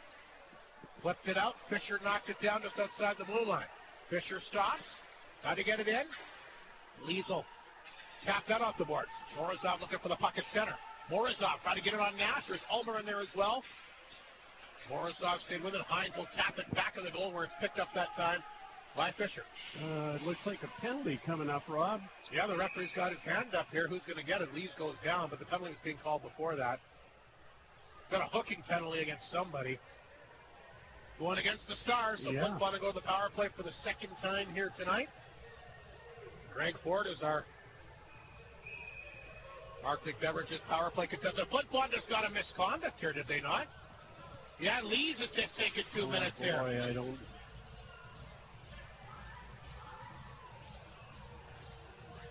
Now there's a high stick called. Now the original Dyson's going in here for the North Stars, but Lees, did Lees take a misconduct after that? Yes. It was the second referee called that misconduct. So he obviously said something to the referee. In behind. Well, now Mounier's taking a penalty as well. Bombers have 2 minutes. Yeah, this is against the Bombers. So it's my apologies. It's a Battleford power play. It looked like Flin Flon was going to the power play, but no. It'll be a Jim's Custom Doors and Windows penalty kill instead. And the Stars will be looking to get on the board here. They, of course, trailed 2-0 last night, got right back in it, and it was a power play goal, Mike, that turned the game around for them. Yeah, absolutely, yeah. And it did turn the game around immediately. Klippenstein will take the face-off here. Flin Flon does win the draw. That's Bruce. And down the ice it goes. We had 3 different penalties called here in one sequence. Anyway, the long and short of it, a battle for power play. There's Miller back of the net. Arbery for the hat-trick shorthanded. Oh, he gets a couple chances and he can't jam it in. Oh, Miller, another beautiful feed to Arbery. Who almost had the natural hat-trick, and it would have been really cool. Even strength power play, and he just missed on a shorthanded marker there. Miller, the table setter there. Martin after it, off the boards, back down the ice. Sawyer hit below us, and the fans cheer that. 1:20 to go in the North Star power play. 12.5 in the period. 2-0 Flin Flon. Zacharias from the Stars will skate it to center. And flip that puck back at the Flin Flon zone. Martin headed him off. Down the boards to Ulmer. Can't knock it out. Stars get it back to Fisher. Fisher hangs on to it. Drop pass to Zacharias. Along the boards to Klippenstein. Zacharias, Klippenstein. Looking for the shot. He ripped it in. A good save by Trent. Nelson out front trying to cause a little bit of havoc as well. Yeah, the Bombers didn't like that little extra shot. And just Nathan Mounier got an unsportsmanlike conduct 2 minutes. Okay. And Joey Lees with the high stick for 2 minutes. Okay. So that's the extra penalty. 12:13 to go in the period. 57 seconds remaining in the Star power play. Shots are 21-20 North Stars, but Flin Flon the 2-0 lead. Reed Arbery both goals and almost had the hat-trick on another great setup here by Miller. Granger at the blue line through traffic. Oh, that was close. Good save, Trent. Puck is loose. The Stars are after it. Trent gets it out. And again, he's trying to find that goalie stick in front of him. Stars come close again. They'll jam the puck free. Stars working the blue line. Connecticut chance. Save made. Trent rebound in front. Bombers flying everywhere. Can they get the puck out? Yes, they can. Granger races back to center. He'll get it back to Knidig. Here comes Knidig. Hammered it in. 22 seconds remaining in the Star power play. Charlie Trent, maybe his best game as a Bomber so far. Here's Rhett Ewan picking up the puck. He'll hammer it down the ice. Purple will make the save. Nardelli will pick it up. 10 seconds to go in the power play. Stars will have to force it up at square one. Here's Granger. Arbery watching him. Drops it back to the goal to Nash. That'll do it for the power play. And the Stars are 0 for 2 in this game. There comes Nardelli to center. Sends it back in Flin Flon territory. Connor Walchuk in there. Tried to knock it free. That's picked up here by Knutson. He found on it. Pinned up by Nardelli along the boards. Flin Flon will dig it free. There's Vachon. Flipped it ahead, looking for Arbery. Arbery will knock it down at center. Arbery back ahead to Morozov. Right back to Arbery. Throws it towards the front of that. That goes over top of the goal. I'm not sure if Surface saw that. Here comes Dewar for the Stars. Dewar by himself to center, looking for some reinforcements. Got it back to Hines. Hines carried it in, got taken in the corner that time by Knutson. Puck deep inside the Flin Flon zone. Team's trying to force it up here for a stoppage. They will. 10:24 remaining in the period. A nice penalty kill there by Flin Flon. I've been a little confused on this. There was 2 penalties to the. Oh, I see. It was double minors to Joey Lees and Geisen. I couldn't figure out why. I thought it was just against the Bombers, the 2 penalties, and why it was not 5-on-3, it was 5-on-4. Yeah, Geisen took the original ball, I think. Yeah, you're right. That's why we thought it was a Flin Flon power play. Then Lees down the other end of the ice got his stick up high.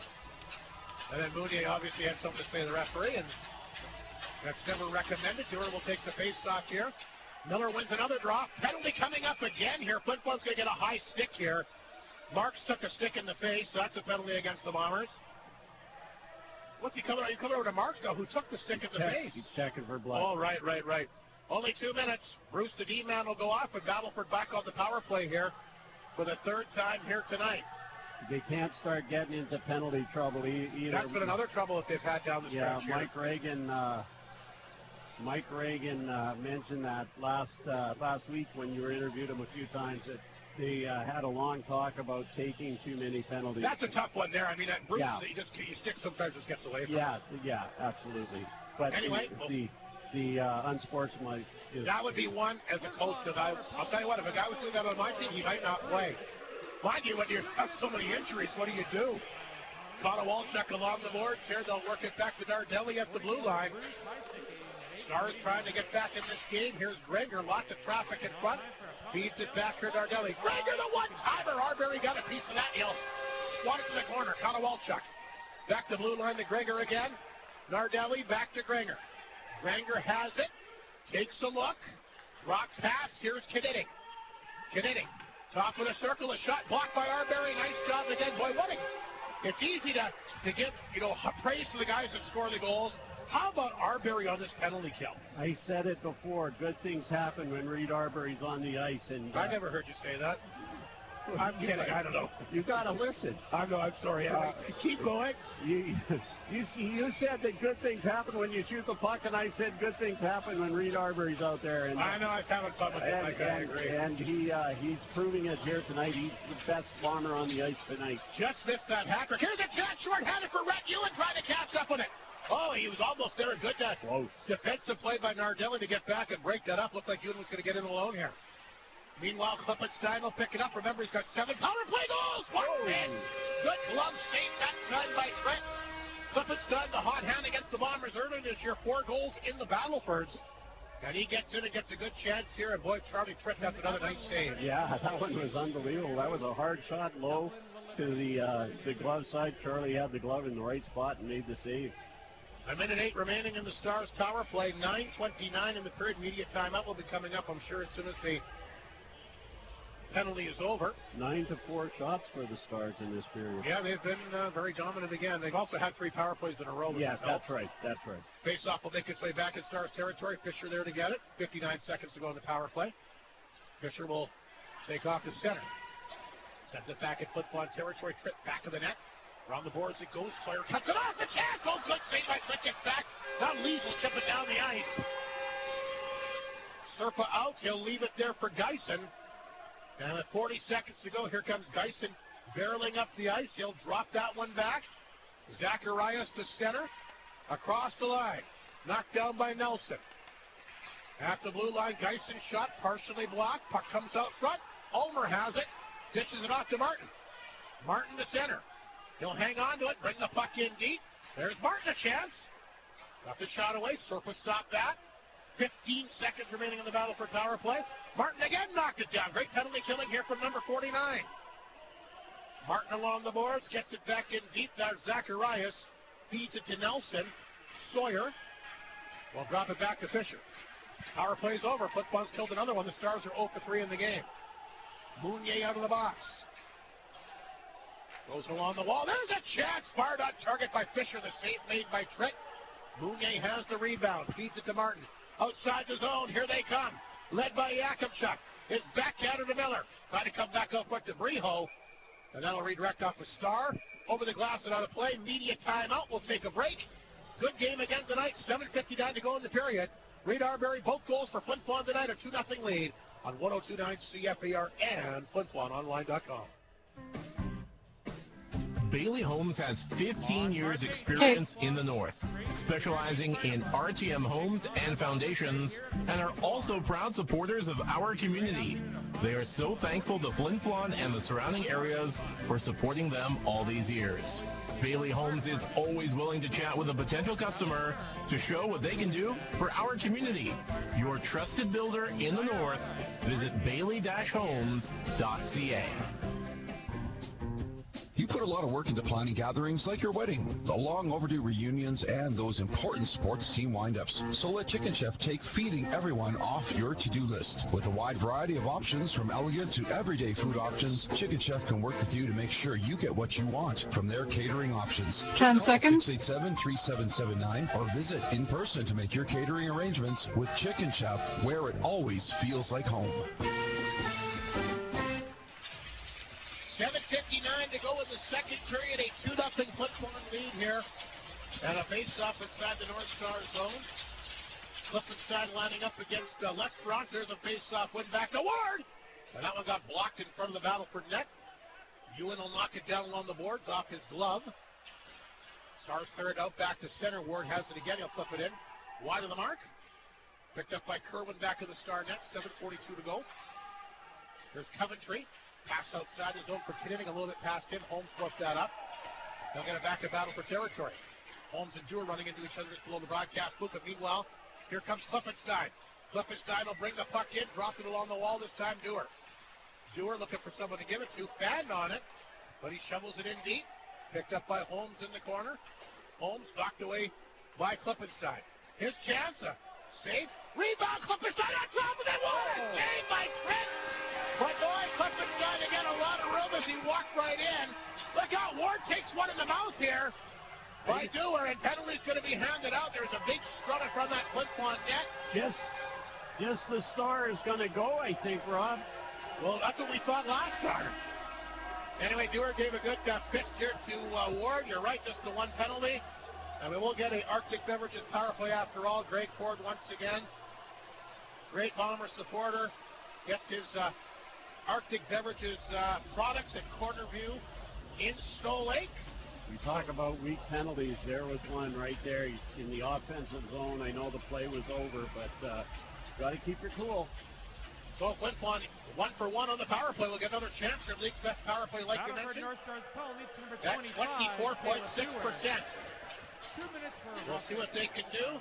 Joey leads, obviously, the table center, leads the team with 12 power play goals. And here comes Fashon in his own zone. Gives way to Miller. Miller will take off across the Battleford line. He'll bring that one in deep. Along the wall to Morozov. Morozov. Good move there. Morozov beats a pass. Back up front. Look out. That should have been a cross-checking penalty, I think, on Miller there. Nash might have got away with one in front of the Bomber net. Play continues. The Bombers work it back to blue line. Here's Fashon for Arbery. Fashon, right side, leads the one-timer. Good save. Oh, rebound comes out front. Morozov can't get a stick on. Here's Arbery labeling it. Knocked down at a short-handed chance for Geisen. Geisen and Hines. Oh, knocked away that time by Arbery. Football will get 3 away. Here Fashon at center. Carries it in. Dropped it back to Arbery. Morozov along the wall. Feeds it back up front. Fashon! He had Lees open, but he couldn't see the pass. Arbery will knock it down. 54 seconds remaining in the power play. Bombers getting in deep this time to Lees. Lees to the right point. Arbery. Deep in the zone for Morozov. Back to blue line, Lees, and he fans on that. And the puck will come back to the Bombers side of center. Here's Lees. Quickly to center. Cross the line. Hangs on. That one got blocked. Rebound. Shovel to the blue line. Ward. Can't get a stick on it. There's Zacharias for the Stars. Morozov gets it back at center. Quickly. Pass to Ward. Ward will bring it in. Back out front. Ewan a little bit behind him. Feeds it to Knudsen. Knudsen at the point. In deep for Lalamier. Lalamier trying to work it back out front. He gets in the blue line. There's 10 seconds to go in the power play. Ewan has to go through his legs. That's picked up by Nash, and he'll get it outside the zone. That'll do it for the power play. Flin Flon 1 for 2 here. Here's Knudsen. Gets it past Dewar. Lalamier back out front to Ewan. Backs out front. Martin can't get any wood on it. Martin after it again. Lalamier calling for it. Looked like he was open for the time being. Martin will fight off a check. The line hangs on. Shoots it. Save. Ewan in front. Can't get her to go. Serpa robbed him again. Here comes Dewar back to center ice. Flip that one in for Nardelli. Boy, the pace has really picked up here the late stages of this second period. Dewar in the corner. Looking for something to happen. Back to Kerwin at the blue line.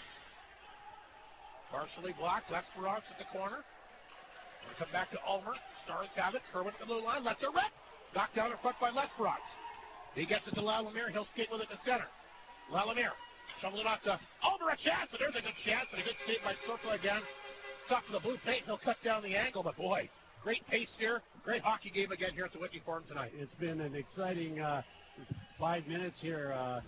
Bombers having some great chances. I thought they had a great power play. They just weren't able to put one away, but a lot of great chances. Puck seems to be bouncing a lot tonight, Rob. Yeah, I think I saw a little bit of that last night, too. Yeah, it tends to here at the old Whitney Forum. Coventry will lift it to center ice. That's picked up by Holmes, and Bombers dump it back in. Coventry back in there. With that big reach of his. Here comes Connor Walchuk. Back to center. That one hits somebody. Kerwin will get to it. He's played a lot here tonight, as he'll hammer that back at Flin Flon territory. 3:55 remaining in the second period. Sawyer in there trying to get a hold of it back, and the goal shots are down 13-8 North Stars in this period. 29-24 for Battleford in the game. Here comes Ulmer. By himself, trying to get it tight. Only got a couple chances. He stayed with it. And a couple good saves again by Serpa. Great effort there by Ulmer. That's another guy who's all hustle out there. We mentioned Brehout and Lesperance. Ulmer fits that category, as a lot of these Flin Flon Bombers do. 3:39 to go. Great effort there by Ulmer. It remains a 2-0 Flin Flon lead. Again, Reed Arbery. Both the goals for Flin Flon tonight. Lalomere leaves. Morozov, the forward group. Holmes and Mounier on the back end. The face off the left of Serpa for the Stars has been good again here tonight. Dyson will poke that across the Bomber line. Holmes had to be careful. He gets it in deep. Took a funny hop in the corner. Grabbed by Lees. Back to Morozov. Can't get the puck out. Fisher holds it in off the stick. It goes high off the glass in the Flin Flon zone. Holmes will pick it up. Flips that one back to Morozov. Morozov will take a look. Lees at center. Dishes it off to Lalomere. Back to Lees. Lees back out front. Morozov, the table center in there. Or the guy that got in there late. And he almost fired it home. Just missed on that open left-hand side of the net. I think it went off the post. Lees will keep it in. In tight again for Morozov. Sharp angle. Serpa the save. Morozov gets his own rebound. Circles out front. There's a shot into the glove. And Serpa lost his stick that time. Looked like it kind of got caught on the right-hand side of the net. But a nice setup there. That line had a couple really good chances. We mentioned Charlie Tripp losing his stick quite a bit. Charlie can lose that stick as often as he wants if he plays like he is tonight. 2:50 to go. Second period. Miller set for the face-off against Klippenstein to the left. You went off the face-off, and he lets that one go wide. There's a chance. Knutson. And boy, Flin Flon kind of getting their mojo back here in the late stages of this second period. Rhett Ewan has had a lot of chances late in this second period. And as he mentioned in your interview, he's just maybe a little snake bit. He just can't get the bounces, but he's sure putting the effort in and being that big presence in front of the Stars goal. He knows where to be on the ice. Knutson at the blue line, fired that on target. Serpa kicked it away. Rebound right over to Miller. Dick will have him pinned up along the boards. Here comes Kinnitig. Play broken up at center by Miscue. Feeds it back to Miller. Miller with Ewan charging to the net. Miller back out front. And Klippenstein will grab it for the North Stars. Klippenstein has it. That hit a skate, but comes right back to Nash in front of the Battleford goal. Nash played that one ahead. Grabbed here by Dewar. That's slapped away. Puck will roll back in North Star territory. Dick will get it back to Nash. Back to Dick. And he quickly gets rid of it. Deshaun will try to knock it down. Klippenstein came over and got it. Klippenstein hangs on. Made a couple good moves there. Klippenstein at center will backhand it back at Flin Flon territory. There's Arbery. The offensive story in this game. Gets the pass off his skate at center. Now he'll shovel it back inside the North Star zone. Surf will stop that. Around the boards it goes as he gets it over to Kennedy. Here comes Nelson. Nelson with the puck back out front. Nelson races over to keep it in. Stood up on the play. Here's Reed Arbery back for Flin Flon. Arbery at his blue line will flip that one in, and it'll be Coventry racing back. He thought it might be an icy call. He kind of stopped, but the official said no.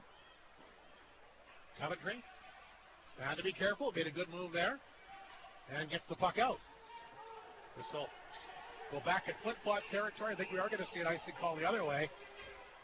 And 1:04 remaining in the second period here, Mike Slip. And a very entertaining game again between the Bombers and Stars. It remains a 2-0 Flin Flon lead. You know what I like, and we talked about it, is that you would never know the Bombers have first place clinched up the way the effort they're putting in tonight. It's like a playoff game, and really this game means nothing to the Flin Flon Bombers. Lees against Nardelli, the faceoff deep in the Stars zone. We have a minute remaining now in the second period. Coventry tried to fight a check. He does. Coventry back. Then look out. He lost the handle. Lees on top of it, back up front. There's Ulmer, a chance. That one got blocked in front by Nardelli. Bombers can't hold it in. It gets away from Knutson, rolling down on Charlie Trent. And Fashon will come back and pick it up. Back of his net. Shots are dead even now at 13 apiece here in the second period. 36 seconds remaining. Here's the pass up the middle to Lees. Backhander.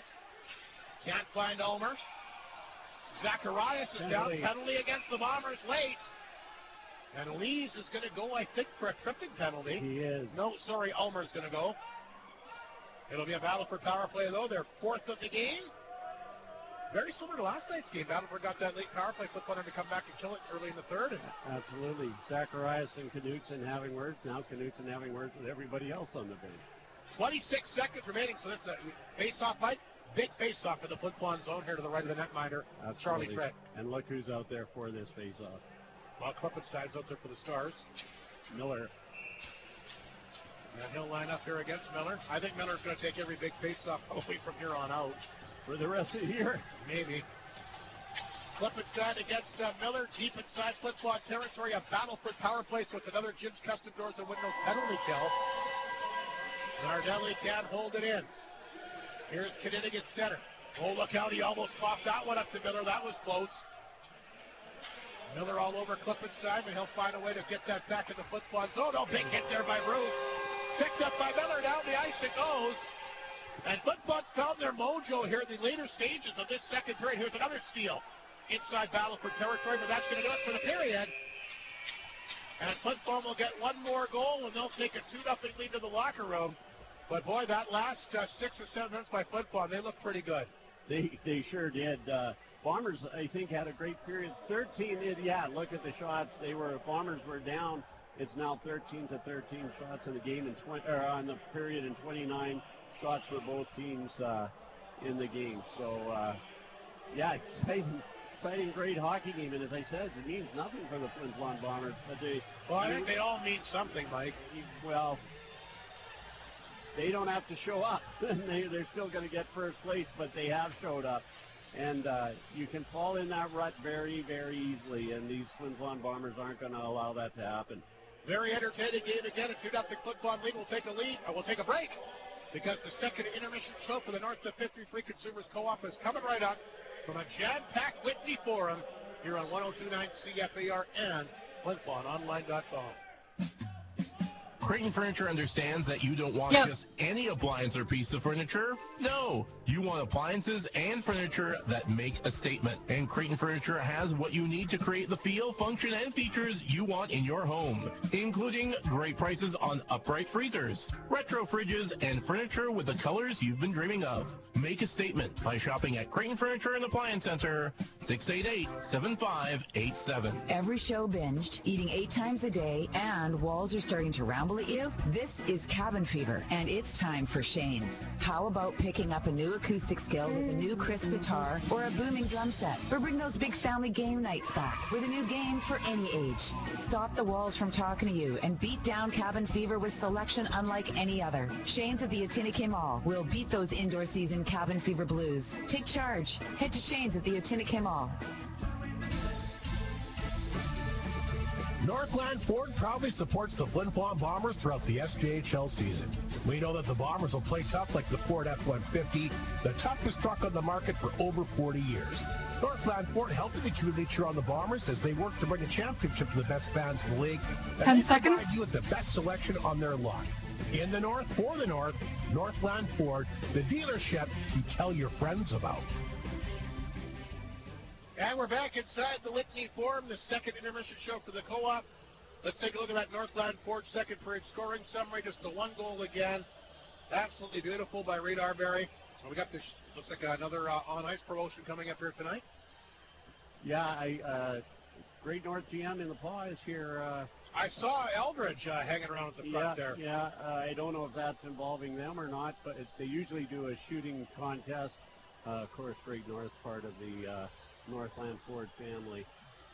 Got some people on the ice here. Something's going to be. You're right. Great North is out there, and that is Tommy Eldridge downstairs. Yeah, and I'll get your take on this. You're a big football buff like me. Doesn't Tommy Eldridge sound like an NFL quarterback's name? Yes. Yeah, he does. I mean, that's what I think of every time I hear. He's a great guy. But Tommy Eldridge, to me, I hear that name, I think NFL quarterback. Conrad Holloway. Yeah, sort of. It's that it rolls off your tongue like that, Rob. Anyway, they're up there with an on-ice promotion. Let's take a look at that second period scoring summary for Northland Ford. Again, just a beautiful play by Miller. We've talked a lot about the face-offs, obviously, the last couple of games. He wins the face-off, Mike. He goes after the puck back of the net, and it's a beautiful no-look pass out front to Reed Arbery. He gets the backhander to go. Second of the night, 22nd of the year, and that was just a heck of a goal. It sure was. Reed is having a game of one of his better games. It's not like he doesn't, but Tommy's not going to let her have that. That was right on the mark. So we got a couple of youngsters here at the blue line shooting for a net. I wonder if they get a free car if they put it in. This young gal, she's not very big. She's having a hard time getting down the ice. She's straight, but she just doesn't have enough. Oh, no, look out. Now Keith's going to show her how to do it. Keith Yeager, a heck of a minor hockey league. Oh, he's moving it to center ice. There you go, Keith. See, that's a sportsman in him. We'll see if this young gal can get it in. Maybe take it in, Tommy. Tommy. Oh, there you go. The youngster at center ice is going to get herself a nice prize here. But again, just the one goal by Flin Flon. Reed Arbery's second night, 22nd of the year, and it's been unbelievable in the face-off circle here the last couple of nights for the Bombers. Of course, Connor Miller, the pickup there from Humboldt, and has a beautiful goal. Shots in the period were 13-13. Both teams have 29 through 40 minutes of play. And Battleford, minute 34 to work with on the power play here for the third period. That'll be big for them because, remember, it is a 2-0 lead, and you get that goal right off the hop, you're right back in the game. Yeah, absolutely. And the Bombers, they don't want to get in this penalty trouble like we mentioned. So we'll have to see what happens. We've still got fans here. You're pretty wrapped up in this on-ice promotion here. I am. This young lady nearly made it. It was sort of like the goal last night. I think it was in, and Tommy didn't count it. So once again, just the one goal by Reed Arbery, second of the night, 22nd of the year. And Flin Flon a 2-0 lead after 40 minutes of play. Power plays the Stars 0 for 3, Flin Flon 1 for 2. But like we said, a big battle for power play. When we come back here for the third tonight, that's going to be the first order of business for Flin Flon to kill that minute 34, Mike, and to try and stay out of the penalty box for the rest of the game. Yeah, they got to watch it, and you're going to take the odd trip, the odd, not on purpose high stick, but it's unsportsmanlike and roughing when it's not necessary that you got to watch out for. So that's the story after 40 minutes of play. Flin Flon, I know how good they've been when they've led after 40 minutes this year. They've been absolutely lethal. When the Bombers lead after 2 this year, 33-0. Unbelievable. They still haven't lost in regulation in this rink. So and that's a heck of a record too. Well, and I told you the last loss in regulation is a year ago in October. Crazy. In the regular season, because Weyburn, of course, beat them in the playoffs here last year. But you're going back to the regular season, and it was Weyburn that beat them that October. Yeah, that's right. Because Weyburn won 4 games in this rink last year. Yeah, which it was unheard of last year, too. But, I mean, it's been very, very impressive for sure. And a great game again tonight. Full marks to Flin Flon, who I thought, like we mentioned on the broadcast, like the last 7 minutes of that period, Flin Flon really got going. Yeah, it was all Flin Flon for sure. Stars, though, a good opening period and came out and had all those shots, kind of had them pressed up against it early in the second, but Flin Flon's found a way to get out of it. And again, the play of Charlie Trent. Yeah. We talked about it a lot in the broadcast. Mike mentioned it again. Not necessarily how many saves you make, but when you make them. And Trent tonight has been very, very good. Again. So, yeah, you're right. And I was thinking that exact thought of what Coach Reagan said. We'll take a timeout. We're going to be joined by Ryan Lambert, the Battleford play-by-play man. His thoughts on making his first ever visit in the Whitney Forum. I saw him in Humboldt. It would have been a week ago Friday. Of course, the Stars were there, and he could hardly wait to get here. And, he's here, and he's had a chance to call 5 periods in this rink so far. We'll get his take on the Whitney Forum and obviously everything happening with the playoffs just around the corner. So Ryan Lambert, the new young play-by-play voice of the Battleford Stars, are our guest coming up next. More of the second intermission for the Co-op on the one and only 1029 CFAR and FlinFlonOnline.com.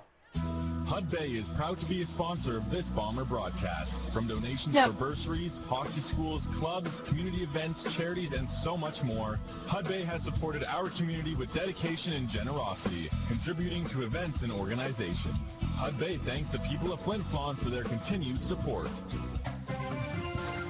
The North of 53 Co-op is not just a building, card lock, or a food store. It's a group of people working together to help their neighbors build our community. The North of 53 Co-op is a different kind of business. It's built by you and for you. Co-ops are found all across Western Canada, but the North of 53 Co-op offers the products and services needed by us. That's why it's not just a catchphrase, it's a fact. At the North of 53 Co-op, you're at home there. Welcome to our second intermission. As promised, joining us on behalf of the Battleford tonight, of course, their new play-by-play voice, Ryan Lambert, who I had the pleasure of meeting, of course, at Battleford back in December. And I remember back then, Ryan, raving about covering the Whitney Forum. You were pumped up then. I saw you in Humboldt last Friday. Of course, the Stars were there that night as well. You were talking about the trip. And so I got to ask you, what was it like the first time you walked in here? It was a special experience. I mean, you hear of all the stories about the Whitney Forum, but as soon as you walk in, you can just tell the special barn it is, the history. I look up at the Bobby Clark banner, so that was pretty cool and great atmosphere last night, and I expect it to continue tonight as well, free admission, so I'm hoping to see a packed house and hoping to see a better game than last night. Well, that could be tough. Last night's game was really, really good. You know, it's interesting. You take away the first 10 minutes last night, and probably Battleford's game, I thought their transition game was fantastic, a lot of turnovers, and boy, even with the smaller neutral zone, the Stars really were able to take advantage of some Flin Flon giveaways, and they gave themselves some pretty good chances. That they did, and something that they're able to do really well is just make those in-game adjustments, and as you said, first 10 minutes, definitely Flin Flon's, but you can tell it was something that the North Stars were struggling with, not really having as much room in the open ice, but they were able to just notice some tendencies on the other side that they could take advantage of, started making more smart plays, quicker passes, and they were able to really turn it on. Second period I thought was fantastic. I thought that was maybe the best turnaround period that they've had all season, and yeah, I'm hoping for it to continue tonight. I think obviously enough good things to motivate the Battleford group. What was the scuttlebutt amongst the guys? I mean, like you mentioned to me yesterday, this has been a weekend that I think both these teams have had circled on their bingo card here for quite a while. Obviously, the Stars were pretty pumped up to come in here, Flin Flon first place, and there's a pretty good rivalry between these two teams. What was the scuttlebutt amongst the players getting ready for last night's game and this weekend? Well, as you mentioned, the guys have had it marked on their calendar for a while. Good, lively bus trip, which is always good to see. And again, first place team versus third place team, it's easy to get up for. And the fact that it was two really good games between these two teams last time they played in the Battlefords in December, it just makes you want to keep on playing. And I hope to potentially see these two teams play in the playoffs. You've seen a lot of the SJHL. You do every single game for your team. You've been around to every venue. Who's, other than these two teams tonight, who's impressed you, and who are you expecting could be a tough team come playoff time? Well, Yorkton's top end, well, Yorkton's depth is good too, but Yorkton's top end has really impressed me. Look at those guys, Jai Zawatsky, William Leonard, Gabriel Corshane. They've been unbelievable. Team that could be a surprise. Melford's hot right now, but I think Melville could be a surprise come playoffs as well. Doug Johnson really has a team that plays a suffocating style of defense, a physical game, and that could really translate well come playoffs. And I think Matthew Spencer-Dowell, you could argue, is the best goalie in the SJHL. I'll tell you what, when he was hurt when they came to Flin Flon, but I'll tell you what, when he's on, you're right. There's so many good goaltenders. I thought Serva played good last night. Trent obviously has good numbers. A team that I am very interested in seeing how they make out, the Weyburn Red Wings. I think they've been a little bit inconsistent this year. They've got a really good team that can also skate. They've got decent goaltending. Cody Mate's team always seems to get better every year. They've had a couple big wins against York, and nobody else has been able to beat them down the stretch. They've been able to do it. Look out for that Weyburn Red Wing club. Yeah, they could really be a surprise. I think the goaltending is the biggest factor for them. They have a couple good goalies, and if they can be on, as you mentioned, look out for that Weyburn team, run and gun hockey, and if they can outskate you and they can outscore you, yeah, they can certainly be a threat as well. And a little inconsistent, but they've really, really found it the past couple of weeks here. You mentioned the Battleford Mustangs. They finally had their big winning streak snapped last night. You were in the dressing room, of course. I was chatting with the Battleford coaches, and very quick, all of us were praising Trevor Blevins with the job that he does. I'll tell you what, I don't know if there's a team that wants to play them. You may have that opportunity. Your thoughts on what you see for the Mustangs, and if you're Battleford, that's got to be a series you got to be really a little bit concerned about. Absolutely, yeah. That's a series that I think goes 6 or 7, absolutely. And it would be a mental game between Connor Logan and Trevor Blevins. And we talk about the in-game adjustments. The North Stars and the Mustangs might be the two best teams in the SJHL at making those in-game adjustments. So chess match for sure. I think it would go 6 or 7. And, again, could come down to goaltending. You have Casey Kabalka on the other side in Melfort. And then for the North Stars, Caden Serpo, when he's at his best, tough to find a better goalie as well. So that would be a fun series for sure. But, yeah, definitely not a team I don't think anyone wants to see in the first round right now. And like we said, 3 weeks ago, they weren't even a factor. They reeled off 12 straight wins and have clinched a playoff spot, and, of course, they're on the chance until somebody beats them. Saying that, this Battleford club, they've obviously got the speed, the goaltending. I think one of the things that kind of gets overlooked is how good Battleford's back end is. I mean, Granger, Nash, I mean, guys that Dick, I mean, guys that are very good players. They got a young back end, but they're going to be together here for a while. I think that they're a little bit underrated. And I also thought there was a good feistiness from this Battleford team last night. Has it always been there, or was that just kind of something Flin Flon brought the best out from these Stars in last night's game? I think it's a little bit of both, honestly, because the North Stars really seem to thrive in those emotional games. It's a team that likes to chirp, that's for sure. And when it gets... I just thought they're really good physically, though. That as well, yeah. So when it gets heated, they're not afraid to be right in the mix of it. And yeah, I'd say it's a little bit of both. It's not something that they're afraid of, but Flin Flon, I would say, definitely brought it out of them last night. A couple of big hits. Keegan Nash had a big hit in the corner. Carter Geisen had a big hit behind the net. So you look for that to potentially continue. What are you expecting to see tonight?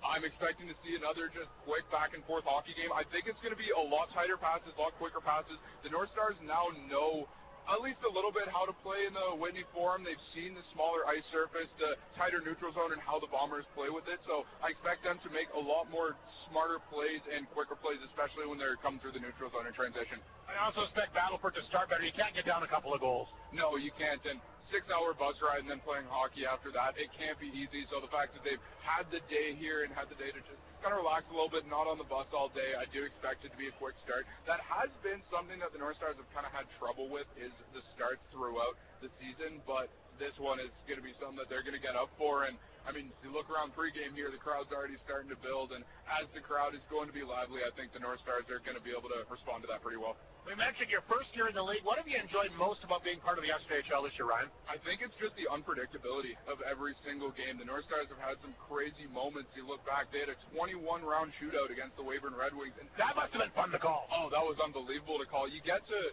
I'd say probably about the 13th, 14th round, and you just kind of sit back and realize, like, wow, I'm calling history at this point. So that was really cool. So you never know when something like that or something unbelievable is going to happen. So I think it's just the unpredictability of this sport and this league is what's been my favorite thing. I always ask the kids that I interview their favorite team, their favorite player. I want to ask you, you're obviously a broadcaster, who did you enjoy watching or listening to growing up? I'm a Toronto Maple Leafs fan, so I was always a big Joe Bowen guy. He's good. He is great. He always seemed to make the moment just feel a lot bigger than it may have been, and so he's someone that I've always looked up to. And another guy I actually had the chance to learn from at broadcasting school, Paul Romanuk. He was a great teacher, great play-by-play guy, so it was really cool to be able to learn from him as well. That'd be a great guy to learn from. A couple of great picks there. Ryan, thanks for doing this. Good luck to you and your team here as we enter the playoffs, and from my understanding, you're very popular in Hafford, and I'm sure a lot of other places around the Battlefords as well. Thanks for doing this, and it should be a great game tonight. Thank you, Rob. Absolutely should be, and maybe we'll see each other come playoff time. That'd be fun for sure. Once again, the Battleford play-by-play boys, of course, joining us here tonight. It's a 2-0 Flin Flon lead after 40 minutes of play. But the Battlefords have that 1 minute 34 power play to work with when they come out for the third. It'll be a big, big factor. We'll take one more quick break. We'll come back with McDonald's out-of-town scoreboard, and, of course, third period play-by-play action between the Bombers and Stars. Flin Flon up 2-0 on a pair of goals by Reed Arbery. The difference right now here on 102.9 CFER and FlinFlonOnline.com. Working hard or hardly working. Either way, working in the cold isn't really much fun when your gear isn't the greatest. RAG can make your work experience easier. 6 after this one. A variety of their quality high-vis jackets, winter safety overalls, for the game, some of their work gloves. And if there's ever 2 more, like so mechanic, RAG specializes 9 in total, auto including the and one that's motorcycle playing. parts, along with power equipment to help you with your needs. RAG, supplying auto parts and accessories in the Paul for over 33 years. Life is sweet when you upgrade your home with Maytag's Kitchen Suite Savings at Creighton Furniture and Appliance Center. You can save $150 when you purchase any 2 qualifying Maytag major kitchen appliances, or go all out and save an additional $300 when you purchase 3 or more select Maytag kitchen appliances. Transform your kitchen and take advantage of Maytag's Kitchen Suite Savings event at Creighton Furniture and Appliance Center ending April 1st. Well, that's just great.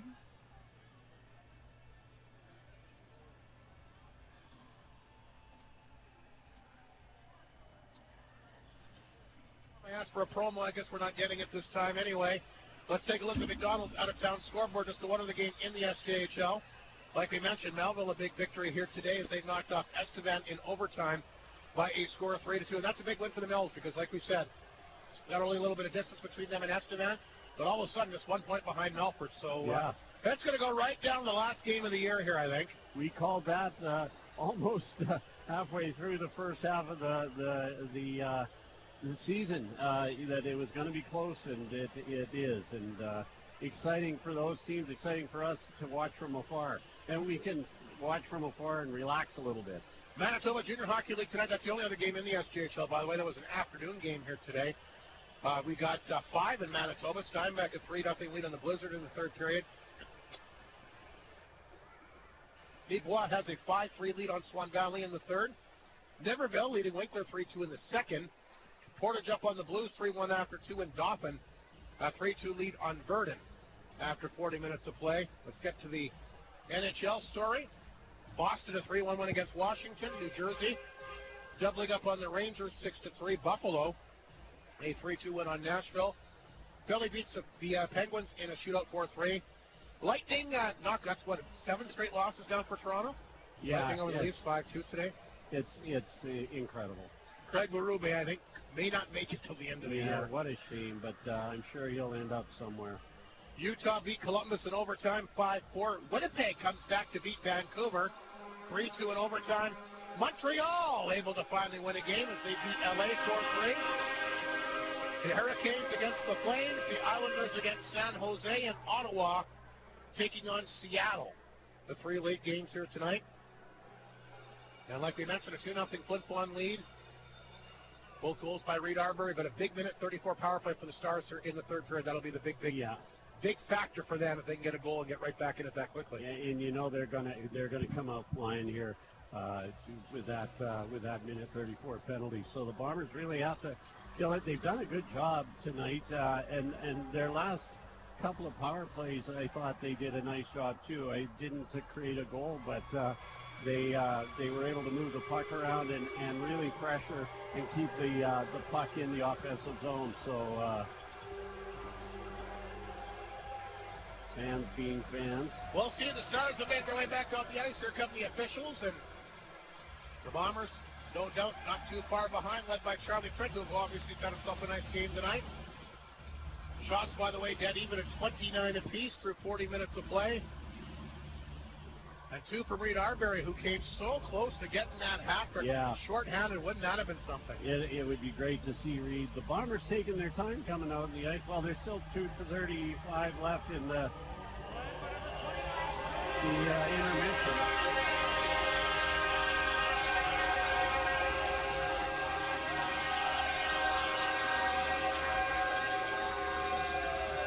The Bombers are on the ice, as I'm sure you can tell.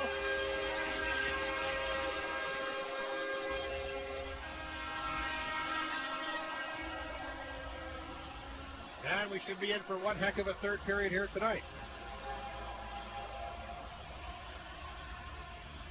Minute 34 for the Stars on the power play. They've already got their power play unit out there ready to go. Yeah, they've been out there for a while. They, as they say, the Bombers a little late coming out. Here we go. They got the clock set to 20 minutes, and it's going to be an exciting 20 minutes of hockey. Stars having a lot of time here to kind of go over a few things. Had a bit of a conference here. And Klippenstein, like we mentioned, has got the 7 power play goals. He'll take the face-off here against Connor Miller. And we are underway in the third. And quickly the puck will go inside the North Star zone. Nardelli. He'll go back to collect the puck back of the net. Granger is there. Feeds it over to Kinnining. Good penalty killing by Lees here in there by himself. But forced the Stars back a couple times. Now Kinnining will bring it out. He's at center. Flying across the Bomber line. Got it in deep. Pinned up along the boards that time by Yakimchuk. Klippenstein will dig it free. Klippenstein back of the net, the former Estevan Bruin. Look out, there's a stick that goes flying out of Connor Walchuk's hands. Yakimchuk will pick it off and can't get it out. Nardelli, nice job to hold it in. Nardelli inside the line. Hangs on to it, gets rid of it. Puck comes right back up front to Kinnining. Good puck movement here by the Stars. Kinnining a chance, and Trick is there. And he'll track that and make the glove save. They moved that puck around pretty slick there. They sure did. The Bombers had a chance to get it out and couldn't do it. And they again, found some open ice, just a wide open alley to Charlie Tritt. But he was there to make that save. Face-off back inside the Flin Flon zone. The left of the netminder, Charlie Tritt. Klippenstein wins another draw. Gets it back to Nardelli. Stars go back to work. Here's Granger. Granger! His shot got blocked. Rebound. Flin Flon finally gets it out. And Kinnining will come back and pick up the puck inside the North Star zone, and he'll feed that one back here. Granger has it. On the fly. Kinnining down the wing. Brings it in. Gets a chance. A good save by Tritt. Rebound clear to the blue line, but Nardelli holds it in. Granger. Back to Nardelli. Drag a shot. Didn't miss by much. Ooh, that had a lot of mustard on it, boy. There's a redirection at front.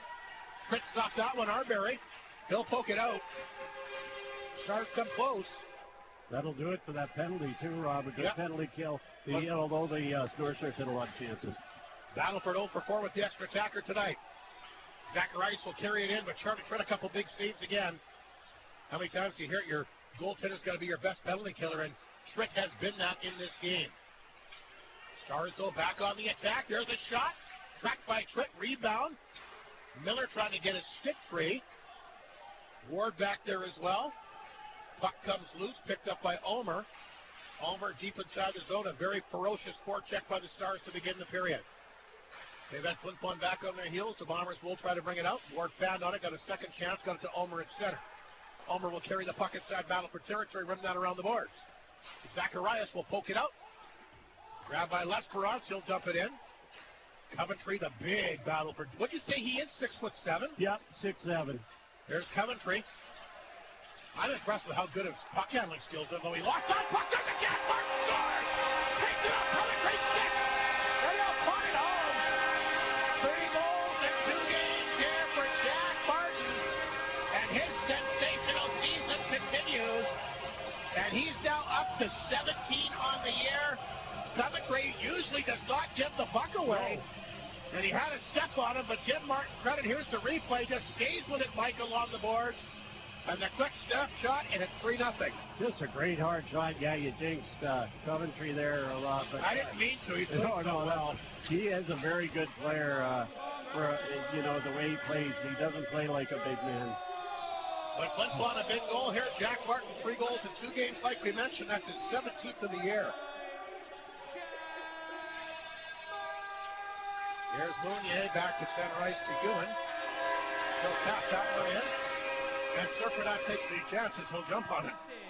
Yeah, another Whitney Forum bounce. Those boards behind are lively, as we know. So still battling some cough and illness up here. Not quite as bad as the other weekend, but gets dry. Hey, Rob? It's been an interesting couple of weeks, put it that way. Nash off the boards. Lee's blocked that. Dick trying to tie that one up, but a big insurance goal here for Flin Flon, obviously. Early in the third period, that one is flipped back to center. Picked up here by Knutson. Lalemire on the attack. He's across the Battleford line. Looked like he had a step, but Dick recovered. Now they tie up deep. Nelson will pick it up for the Stars, and he'll get it out. There's a chance now for Kerwin. Kerwin looked like he had a step on Knutson, then he lost the handle of the puck. Nardelli got it back. Just inside the blue line. Here's a chance for Nelson. A chance. Blocked that time by Knutson. Nelson got it again. Tried to feed it back out front. Flin Flon a third out. Miscue to center. He dumps it in. Serpa stopped that. Left it back to that for Fisher. Here's Granger. Gives that one away. Picked up by Bruce just outside the blue line. Bruce gonna hang on to it here. Out front, there's a chance on the redirection by Briho. A good right pad save that time by Serpa. Flin Flon close to making it a 4-0 game. But a nice save there for the Battleford netminder. Miller will keep it in, throws it back out front. Briho trying to get in position. He'll pick it up. Back out front. Arbery for the hat trick. Can't get it to go. Serpa stopped him. Puck flipped out. Back to center ice. Flin Flon back on top of it. This is Yakubchuk. Back to Briho. He'll fire that off the glass inside the North Star zone. Arbery will race back to the net to get it. Reed Arbery working his way out front. Ripped out over top of the goal. Lesperance, his shot. Off the stick and wide. Picked up by Granger. And he'll flip it ahead here to center ice. That's picked up by Sawyer. He had the 2 goals in last night's game. Arbery took it from him. Flip that back to Yakubchuk. Gives it back to Ward. And over to Morozov, who will redirect it back to the North Star zone. Here comes Serpa out of the net. Lesperance in there. Granger pinned him up. How about Ulmer? Good work back of the net. Ulmer chance in front that time. Morozov and Serpa got the stick on it. He's keeping him in it. Ulmer with the steal. Dropped it back to Morozov. They're back in Battleford territory. Ward got in there deep.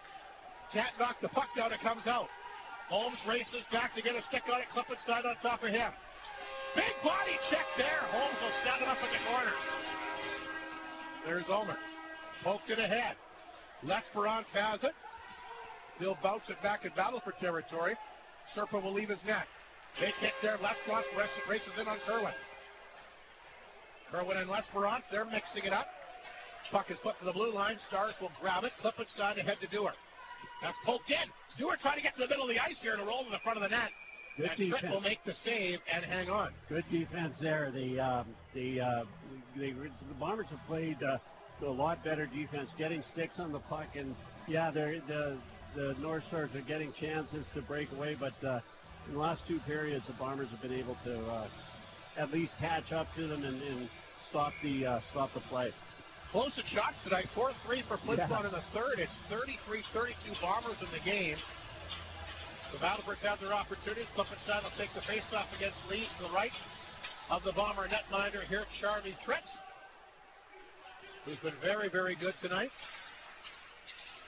This is Bruce. He'll bring the puck back across the Battleford blue line, throw it in deep. Kerwin after it, back of the net around the boards to Kinniting. His pass off of Dewar's skate as it rolls back in Flin Flon territory. Icing called and blown down with 13:59 to go in the third period. Obviously, the big key for Flin Flon to start the period was to kill that Battleford power play, and they did that. Yeah, absolutely. Yeah, that was a great chance for Battleford to get back in the game, and then the Bombers were able to come back and get that third goal. A big one by Martin, 3 goals for him in the last 2 games. 17 on the season. He's been a really good player for Flin Flon. Off the draw, we got a penalty right off the face-off here. Cross-check. That's going to be handed out to the North Stars here. It's going to go to, looks like Kerwin's going to take the penalty. Yeah. So that means another Arctic Beverages power play contestant here tonight. Guy Weary. Guy Weary, great Bomber fan. Gets his products at the candy bar, so good luck to Guy. The Bombers score. He'll get himself a 12-pack of Arctic Beverages Gatorade water, which people really seem to like. You ever tried it? No, but I want to. Held in here by Fashon. Left it there for Lees in the corner. This is Morozov. Back to left point to Fashon. Arbery passes to the right side. Lees will pick it up again. He's got 12 power play goals this year. Nice pass in tight. Morozov. Oh, he had Miller there out front, but couldn't pick up the pass. Flin Flon will hold it in. Good work by Lees along the boards. Miller takes Dick out. Flin Flon holds it in. Arbery in the corner for Morozov. Back to blue line for Sean. A chance. Scores! Power play goal. Xavier Fashon. And Guy Weary has won himself a 12-pack of Gatorade water. And it's a 4-0 lead here for the Flin Flon Bombers. What a goal by Fashon. The difference there, Mike, for Serpa the goalie, so much traffic he couldn't come out and challenge. No, that's right. Here it is. It was a great shot by Xavier Vauchon. Xavier Vauchon played a really nice game again tonight. He kept that puck in a number of times on that shift. They really moved the puck around well there, too. They sure too. did, yeah. Bombers look extremely good here in the last two periods. That's Vauchon's 8th of the year, by the way. And Flin Flon has opened it up 4-0 here in the third period. And they're also 2 for 3 on the power play in this game. Guy Weary will be happy. Got himself a 12-pack of Gatorade water, like Mike Slett mentioned, a tremendous Bomber fan. Tremendous guy. You're really nice. Puck is deep inside the Flin Flon zone. The Bombers will try to dig a tree. Comes back to Nelson. He beats it to Granger. His shot trickles off of Fashon, the goal scorer, and Trent will track that and hang on with 12:46 to go here in the third period. But boy, a couple big insurance goals by the Bombers early in the period. Yeah, they're looking good. No, I thought there was a timeout, but no. Martin's goal, by the way, unassisted. Is waiting to get the assist here on the Fashon goal. There's obviously going to be assist because they moved that puck around really slick there. Really, really good. I'll keep an eye on that, Rob. Face off inside the Bombers zone, the left of the goaltender, Trent. Stars win the draw, comes right back to Grenger. His shot, save made by Trent. There's a rebound, kicked out front. Nelson after it, to the blue line to Fisher. Grenger, the one-timer. Oh, he ripped that one just wide, and Yakubchuk will take his guy out. Flin Flon will dump it out. And Fisher quickly back to grab this at the Battleford blue line. Grenger gets taken down that time by Big Red Ewan. Here's a chance now for Lees. Ewan the big body check. Yakubchuk holds it in. Martins, for his second of the game, came out front to Lees and he can't shoot it. Yakubchuk keeps the puck in deep. Now it's a stretch pass to Sawyer. Sawyer cutting it on goal. Knocked down, penalty against Bruce. Are we going to get a penalty shot here? Let's see. Nope. Oh, I would love to have seen it. Yeah, I think it could have been. A tripping call against Bruce, the Bomber D-man. I think that could have been a penalty shot. I do too, Rob. Stars will take the power play, their 5th of the game. Vauchon from Reed Arbery and Daniel Morozov on that last goal. So Battleford on the power play for the 5th time here tonight. That really should have been a penalty shot. I don't know why the fans are booing that. They're fans. Could it be any more obvious that it was a penalty? No. Yeah, I guess you're right. Well, you know what fan is short for? Fanatic. Yeah, that's right. Fisher has it at center ice. Stars will try to go to work here. Nelson will rip that one in. Trick couldn't catch up with it. So it's another Jim's Custom Doors and Windows penalty kill for Flin Flon's been perfect tonight. And again, the Bomber penalty kill ranked 3rd in the league at 84.3%. Have been good tonight. They killed off that big battle for power play to begin the third period. Here's Geisen for the Stars. He'll dump that one in. Knutson trying to pick it up in the corner. He's pinned up there by Sawyer. Puck the blue line. Flin Flon does get it out. Fisher will feed it back to Geisen at center. Quick pass here to Nelson. Across the line. Got to Zacharias back.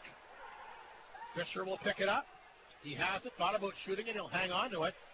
Feeds it back to Geis at the blue line. Arbery without a stick here, but he blocks the shot. Picked up by Lees. And down the ice it goes. A minute 2 to go in the power play. 11:05 in the third period. A 4-0 Flin Flon lead. Kinnick. At the Battleford blue line. Here he is to center. Off the glass inside the Flin Flon zone. 47 seconds of power play time remaining. And Gregor can't hold on. Rhett Ewan swarming in on him. Gets a hold of it at the Bomber bench, and now he'll clip it back inside the North Star zone. Nardelli will pick it up. And he'll start to skate here for the North Stars. Here comes Nardelli. Down the wing, back inside the Flin Flon zone. Dump that one in deep. Yakimchuk back to the net. Got a beeline on that. Played outside the zone. Here comes Ulmer. Ulmer shorthanded to center by himself. Will flip it in. Konowalchuk back to take care of him. He'll flip it to the corner where Granger will get it. Here's Granger. Outside the zone to Nardelli at center. 10 seconds remaining on the power play. They get the puck in deep, but knocked away. And Coventry will come back to his blue line. Here's Kinnick. Back to Klippenstein. Took a good body check. Power play is over. And Battleford is 0 for 5 in this game. Coventry at the blue line. Hammered it right back inside the Flin Flon zone. Bruce is back on the ice. Knutson with the steal, though. Flin Flon will lift it out. Coventry will race back inside the North Star zone. Back to Konowalchuk. Redirected into Flin Flon territory. There's Ward. Mounier. And Flin Flon will just get it out before Kerwin cut it off. And he sends it back inside the Flin Flon zone. 9.5 minutes remaining here in the third period. Here's Miskew. Once again playing forward tonight. Nice stretch pass to Lesperance. Lesperance at full flight across the Battleford line. He'll hang on to it. Lesperance, a chance off the pipe. Feeds on to Ward, and he can't get it to go. Knocked away here by the Stars. And here comes Kerwin, but caught it center ice by Miskew. And he'll dump it in. Lesperance a goal post away for making it a 5-0 hockey game. Flin Flon with a great chance there, but got turned away by a post. Love the way that kid plays. Flin Flon will get the puck back in deep inside the North Star zone. Held in the blue line, shot by Ward, redirected off Lee's wide of them. Here's Lalimier. Out front, catch by Briho. And fired on target, and the save made by Serpa. Bomber crowd getting into it. It's a good crowd tonight on Hockey Night in the North. We have a media timeout. We'll take a break. Bombers have added 2 more, a 4-0 lead here with about a half a period still remaining here on 102.9 CFAR and FlinFlonOnline.com. Bailey Homes has 15 years experience in the North, specializing in RTM homes and foundations, and are also proud supporters of our community. They are so thankful to Flin Flon and the surrounding areas for supporting them all these years. Bailey Homes is always willing to chat with a potential customer to show what they can do for our community. Your trusted builder in the North. Visit bailey-homes.ca. Arctic Beverages and Gatorade Water are supporters of all athletes. Whether you are in competitive sports or a weekend walker, skier, or snowshoer, hydration is key. And with Gatorade Water, you get no sugary or salty taste, and its infused electrolytes will keep you going as you're out walking 10 seconds or practicing for the big game. Gatorade Water, crystal clear, electrolyte ready. Distributed locally by Arctic Beverages. Gotta love it. 8:44 to go in the hockey game. A 4-0 Flin Flon lead. A face off inside the North Star zone. Lee's lining up against Konowalchuk. The Bombers win the draw. Ward gets rid of it to Morozov. Spins, fires. That one hits that deck in front of the net. Morozov will keep it in. Grabbed here by Lees. He comes back to blue line. It'll make its way in between Holmes and Ward. And Holmes has got to race back to get it. Ward fanned on it, but got some help from Lees that came back and made a good play outside the zone. Nice backhand pass to Holmes at center ice. He'll flip that one in and try to chase it down. There's Briho after, who had a good chance just before the break. He's tied up back to the net. Morozov trying to dig it free. Another guy that never gives up on anything. Morozov just poked outside his reach. Ward will hold it in. Morozov comes back to get it. Along the boards to Briho. Back out front to Ward. Knocked to the ice by Konowalchuk. Here's Dick. Off the boards. Puck will roll back to center ice. And Breho, he's been out there a long time for Flin Flon. Bombers lose the puck. Comes back out front. There's a save by Trent. Rebound! And a great opportunity for Connor Walchuk, and he can't get it to go. I think that's the case that some guys beat on the ice too long there, Mike, with that giveaway that time. Stars got some pressure inside the Flin Flon zone. Marks is after it. He takes Yakubchuk to the ice. Puck is in the corner. Connor Walchuk will dig it free. Left point, there it is. A chance for Fisher. Knocked down in front by Lesbos, and he's been out there a ton. There's no, looks like he wants to stay out there. I guess the place inside the Flin Flon zone. Morozov is tired. They'll get it back to blue line. Here's Fisher. Breho's been out there a long time as well. That got blocked. Stars after it again. A chance ripped wide that time by Sawyer. Boy, look at these Bombers. They can barely get off the ice. Lesperance, Yakubchuk, and Breho crawling to the bench. Flin Flon able to weather a storm there. Stars did a good job keeping a lot of guys on the ice here for a long time. How about that save by Charlie Tread? One of many in this game. 6.5 remaining in the third period. A 4-0 Flin Flon lead. Bombers hammer it in. Granger will stop it. Ewan back out there for Flin Flon. He got a stick on it. Mounier keeps it in. That goes off the glove that time with Serpa. Here's Miller. Back out to Martin, a one-timer. Blocked it front. Klippenstein's got it for the North Stars. And the Bomber fans starting to get a little lively here with just over 6 minutes remaining in this third period. Of course, Flin Flon 2 more home games after tonight. Nipwood here on Tuesday. And their final home game will be next Friday against the LaRange Ice Wolves, and the return of the SJHL legend himself, Bob Beattie. I can't wait to see this guy. I've never, he was before my time, but I've heard nothing but Bob Beattie this, Bob Beattie that. He's obviously a legend here. He's in the SJHL Hall of Fame. Yeah. Won a national championship. Took LaRange to 2 league championships in the middle 2000s. Yeah. Bob, an incredible coach. LaRange very fortunate to have him back to finish out the stretch here. And they've been playing a lot better hockey with Bob behind the bench. And I, for one, can hardly wait to see Bob again here. I'm sure he's looking forward to come back to Whitney for him. A lot of good memories for him in this rink. Here comes Lalemire. Across the line, trying to go up the middle himself, and ran out of room at the last second. Puck laying back to the Battleford net. Miscue on top of it, but he's out-muscled that time. Here's Klippenstein. Lalemire took a bit of a run at him. Stars have the puck. They'll get it to center. Cut off that time by Mounier. Here's Kerwin at his blue line. Back in Flin Flon territory, Mounier. Got it back to Bruce. You got to hand it to Battleford. They're down 4 goals. They have not quit. No, they haven't. There's a pass to Hines. He'll dump it in. Mounier back. Got to be careful. 2 guys on him. He'll hang on to it back of the net. Now Zacharias will come in on him. Mounier's going to take off here. Swings the pass to Morozov. Morozov can't get across the blue line. He'll dump it in. Serpa will stop this back of that. Left it there for the Battleford D-man Dick. Almer will chase him. What's that? Haven't seen Reed Arbery out there for a while. Might be getting a rest though with a 4-0 lead. Puck off the side of the Bomber net. Grabbed here and hung on to by the netminder Fritz. 4:42 remaining. Here he comes. And here comes the Miller, Arbery, and Breho line. 38-34, by the way, the shot style Flin Flon's favor. The Bombers out shooting the Stars 9-5 here in the third period. And have got a couple of goals, courtesy of Martin and Pashon on the power play. 4:42 to go. Still plenty of time here for the Stars. A lot of good offensive weapons, obviously. Here comes Breho, though, off the faceoff. He'll get that puck in deep. Reed Arbery will try to grab it. Arbery tried to come back out front here. Arbery 2 goals tonight. Look out, Granger will take Miller out hard in the corner. Back to Yakubchuk. His chance! Oh, nice glove save there, Serpa. He'll reach out and snag that one. And Flin Flon up to 39 shots. Another face-off inside the Battleford zone. It looked like a dangerous hit, but no call. Well, nice thing is he didn't go into the boards, so came close. Yeah. Miller, a great game for Flin Flon again here tonight. Here comes Lees, Ewan, and Martin, the forward group.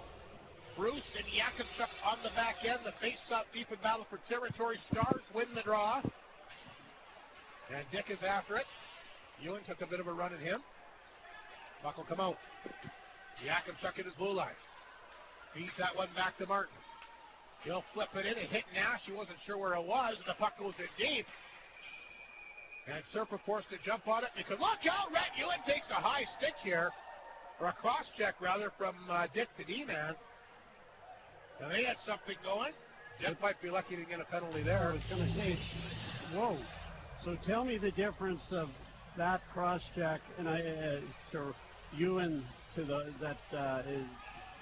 punch was in front of net to, I believe, Martin, or maybe it was Miller, and there was a penalty called. You got to be consistent. Face-off back in Battleford territory. Lee's lining up for the face-off here against Nardelli. 3:55 remaining. Puck once again will come in front of the Battleford net. And Serpa will grab it and hang on. Reed Arbery got a hold of hockey fans, here is tonight's winning 50-50 number like a mic drop. for $5,760. Somebody's going to be happy. That's ticket number ZZ865. Is that their cut? That's their cut. Oh my goodness, that's a big 50-50. Here's a chance for Knudsen off the stick over top of the net. Martin will jump on it. You're right. That'll be a nice. So we're going to have a penalty coming up here late. We're going to have a slashing penalty being handed out here. I think Rhett Ewan might be taking the call. He is. So Battleford to go on the power play for the 6th time tonight. Looks like we might have guys going both ways here. We are. Nash for the Stars, and Ewan's gone off for Flin Flon. So we have 4-on-4 situation here with 3:44 remaining in the third period. Fans not happy with the referee. I give a penalty to both teams. Yeah. Again, fanatics. So Flin Flon will go with the force of a Knudsen, Prashant, Breho, and Ulmer. Stars countering Granger, Konowalchuk, Sawyer. And I believe the other player along the board is Fisher, the D-man. It is. Fisher will grab the puck. Back of the net here for Granger. Back to Fisher. So 4-on-4 should see some open ice for these two skilled teams that like to skate.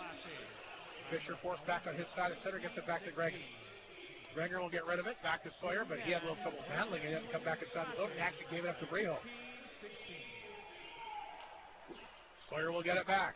Back of the goal for Granger. Breho watching him. Here's the pass outside the zone to Sawyer at center. Sawyer will take off. He's back in Flin Flon territory. Sawyer tangled up along the boards here with Bashan. Puck does come free, makes its way to Trent. And he'll make the save and give it to Breho back in his net. Knudsen. He'll let Ulmer take it. Ulmer lost the handle, goes back to Bashan. 2:50 remaining in the game, a minute 5 of 4-on-4 hockey.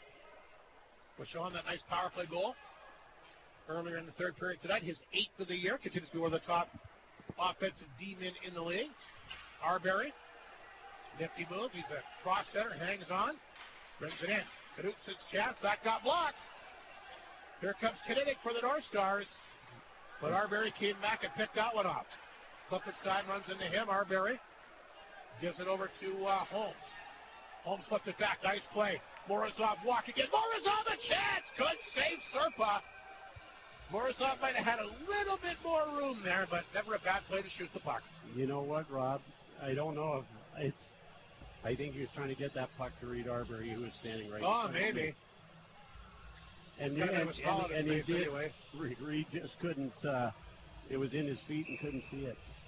2:13 remaining in the third period. A 4-0 Flin Flon lead. Here comes Miller to take the face-off here.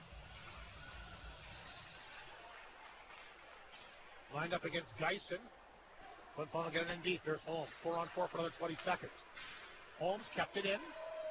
But Sawyer got it back and to rip it back down the ice. Icing against the Stars. We'll get a face-off back in Battleford territory with just 1:59 remaining in this third period. Nipawin coming to town on Tuesday for the last time. Yeah.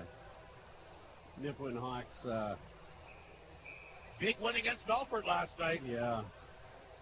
They've had the Mustangs number this year. They played good when they were here. Yeah, they did a bit of a slow start, but they were very good in the second and third periods. There's Moutier a chance. Serpa looking behind him, but he's got it.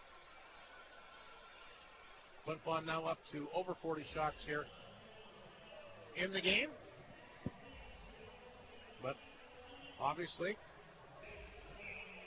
great effort against this very good Battleford team. Had to take it to overtime last night, but their goaltender tonight has been fantastic, and Flin Flon able to have a 4-0 lead here with under 2 minutes remaining in the game, and the puck inside the North Star zone.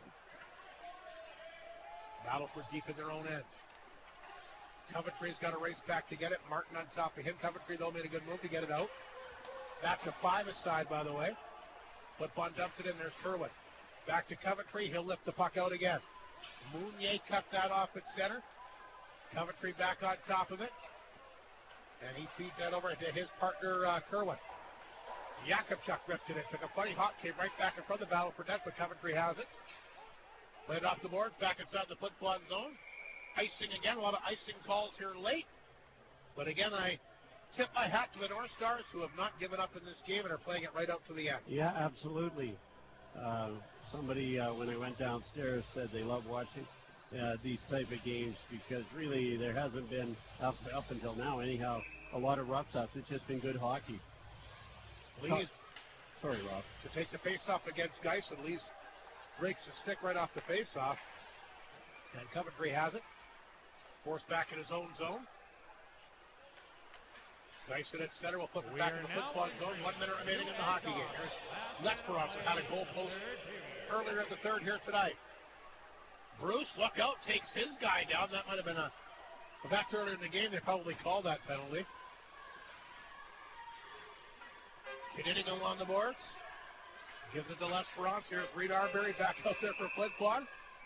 And the Bombers well offside, and so ripped out on target.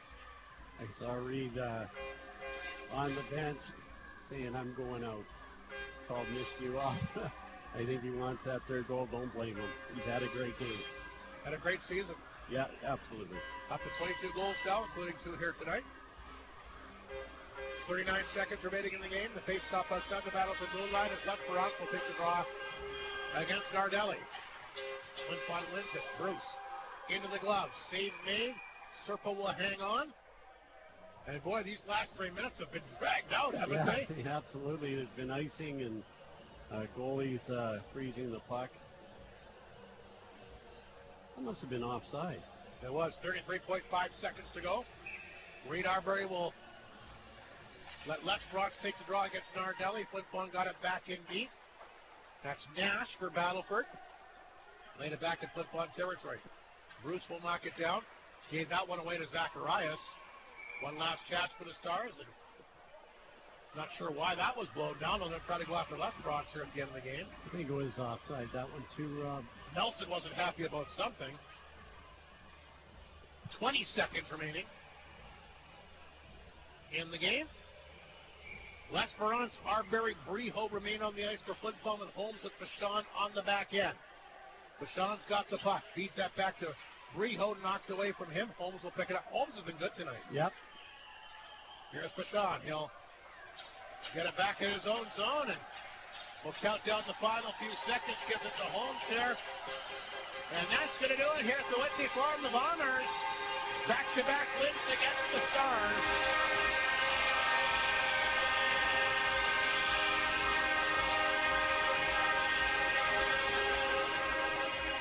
Holding Battleford to only 5 shots in that third period.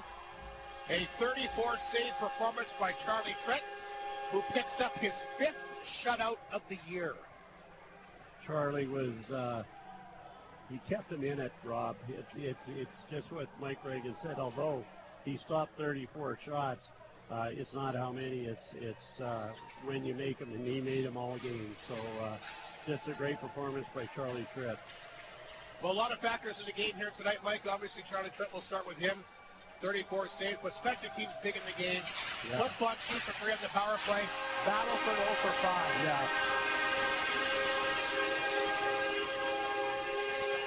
And it's a count of goals tonight. Didn't look like anybody wanted to pick up that. Oh, they're letting Charlie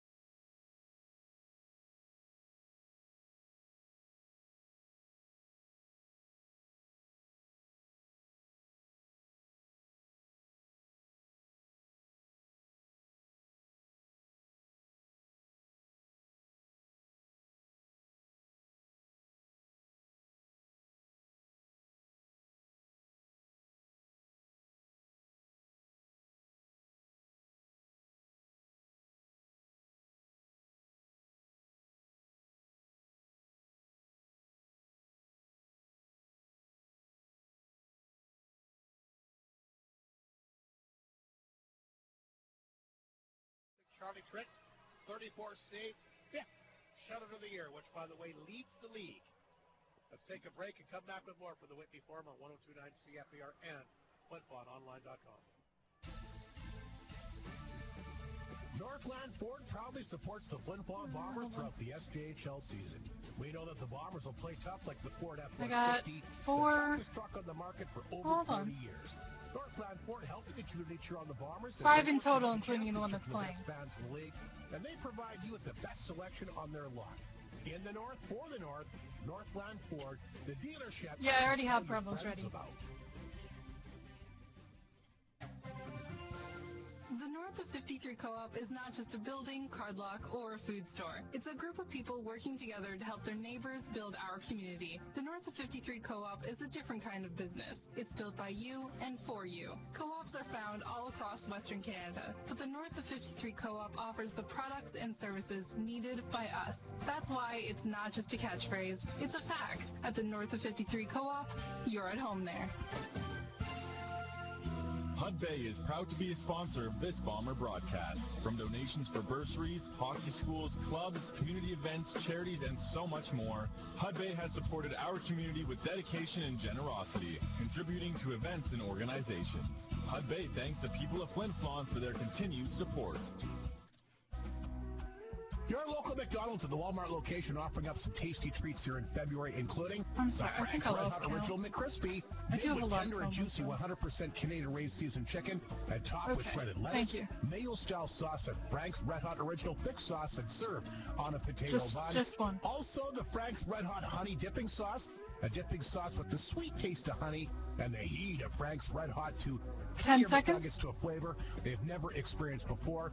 Stop on by the restaurant, the Flin Flon Walmart location, 8 a.m. till 9 p.m. Monday to Saturday, and 8 a.m. till 6 p.m. on Sunday. A 4-0 victory for Flin Flon tonight, and by my calculations, that's their 39th win of the year, and have now surpassed 80 points, sitting with 81. So I guess you talk about what you play for the last 3 games. How about getting to 40 victories? That's something, and you know, my point being is that these Bombers aren't they're playing great, even though they really, it doesn't mean anything to them, but it does, because they want to go into the playoffs winning. And I think they want to go in being healthy too. That's right. So it's sort of a balancing act, really, isn't it, Rob? Tonight they sat Wyatt Stinton, who I talked to his dad. He said that injury just keeps nagging at him. Right. So these, I wouldn't be surprised if Wyatt sat out a couple more. Well, like I said, you need everybody back, certainly for the playoffs, and like we've talked about, not going to matter who you play. It's going to be a good test of the opening round, and the one thing about playoff time, everybody starts at 0. So that's a new season. We'll see what happens. You're right. You got to have all these guys going. So let's take a look at the Northland Ford final scoring summary tonight. Wade Arbery gets his first tonight, a power play marker at the 17:42 mark of the opening period, 21st of the year from Joey Lees. Did you think at that point that would be enough to be the game winner tonight? Yeah, no. Although the Bombers, I did feel a little more confident after it got to 2-0, but the Stars played great in that first period, but then the Bombers just really took over in the second and third. Arbery would get another one, his 22nd. Again, that's the goal tonight for me. The great job by Miller off the face-off. Wins the draw, tracks the puck in behind the Battleford net, and then no-look backhand pass out front. And Arbery finishing up with a backhander. Second of the night, 22nd of the year at 5:23. 2-0 Flin Flon after 2. We talked about it heading into the third period. The big work for Flin Flon would be to kill that Battleford power play. They did that and able to get a couple of goals from Martin, third of the weekend, 17th unassisted at 2:32. Then Fashon on the power play, his 8th. Arbery and Morozov, the assists at 6:20, making it 4-0. Shots in that period, by the way. 13-5 Flin Flon. The Bombers outshoot the Stars tonight, 42-34. And against special teams, they're big. Flin Flon finishes up 2 for 3 on the power play. Battleford 0 for 5. And obviously one of the big factors usually, not all the time, but I'd say probably 80% of the time, you win the special teams in a hockey game, you usually win. And Flin Flon did that tonight, like we said, 2 for 3 on the power play. And, of course, the Stars finishing up here 0 for 5. You got the 3 stars ready to go? I absolutely do. The first and second stars could be interchangeable. But third star, I'm going with Jack Martin tonight with that third goal of the. I thought he was good all night. Again, there's a couple of guys that could have been put in there, but number 2, I'm going to go with Reed Arbery. He could have been a first star, not only with the 2 goals, but a lot of chances, and defensively, Reed Arbery is fantastic. Of course, the first star, stopping 34 shots, and really kept the Bombers in this game. Charlie Tritt, what a great deal that was at the trade deadline to get Charlie and Connor and who am I missing? Knutson from Humboldt. It just solidified this hockey team. Warrior of the game, I'm going to go with Rhett Hewen, who I thought played a really hard-nosed hockey game. He was in front of the net. He had a number of chances.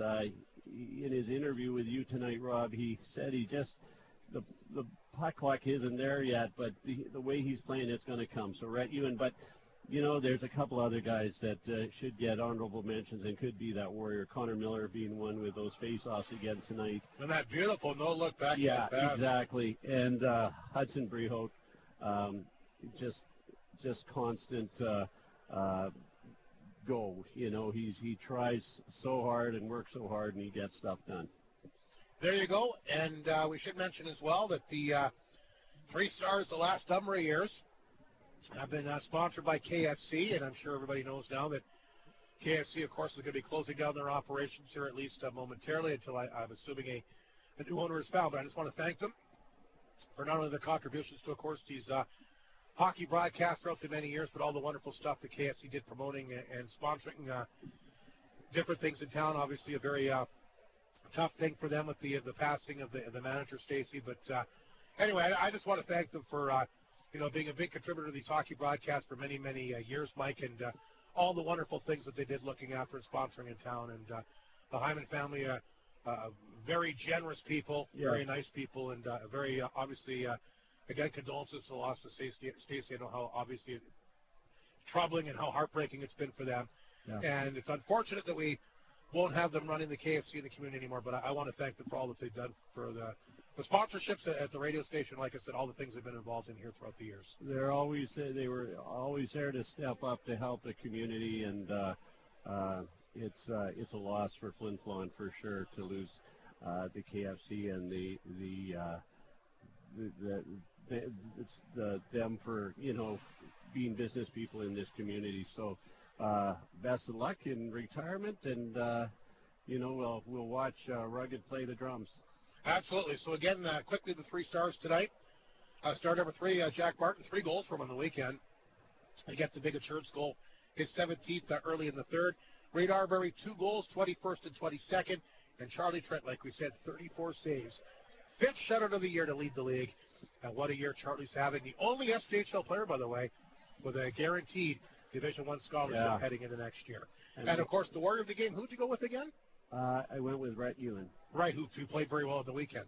He's played really well. He's just been snake bit a bit, but I love the way Rhett plays. We'll take one last break. I believe the coach is in the vicinity. We'll take a break. We'll come back with him, and of course, a final look at the McDonald's out-of-town scoreboard. But a big win for the Flin Flon Bombers here tonight. 4-0 the final here on 102.9 CFER and FlinFlonOnline.com. Great North GM is one of the leading used vehicle dealers in northern Manitoba, equipped with a highly trained and professional sales department. They also have multiple certified technicians on site to make sure you get the best service for your car, truck, or SUV at an amazing price. Stop by Great North GM in Nepal on La Rose Avenue, because it's always a great day at Great North GM. Arctic Radio Traders Post on Facebook and live on the radio. That's right. Join and follow Arctic Radio Traders Post on Facebook or call the station to sell your items on the radio.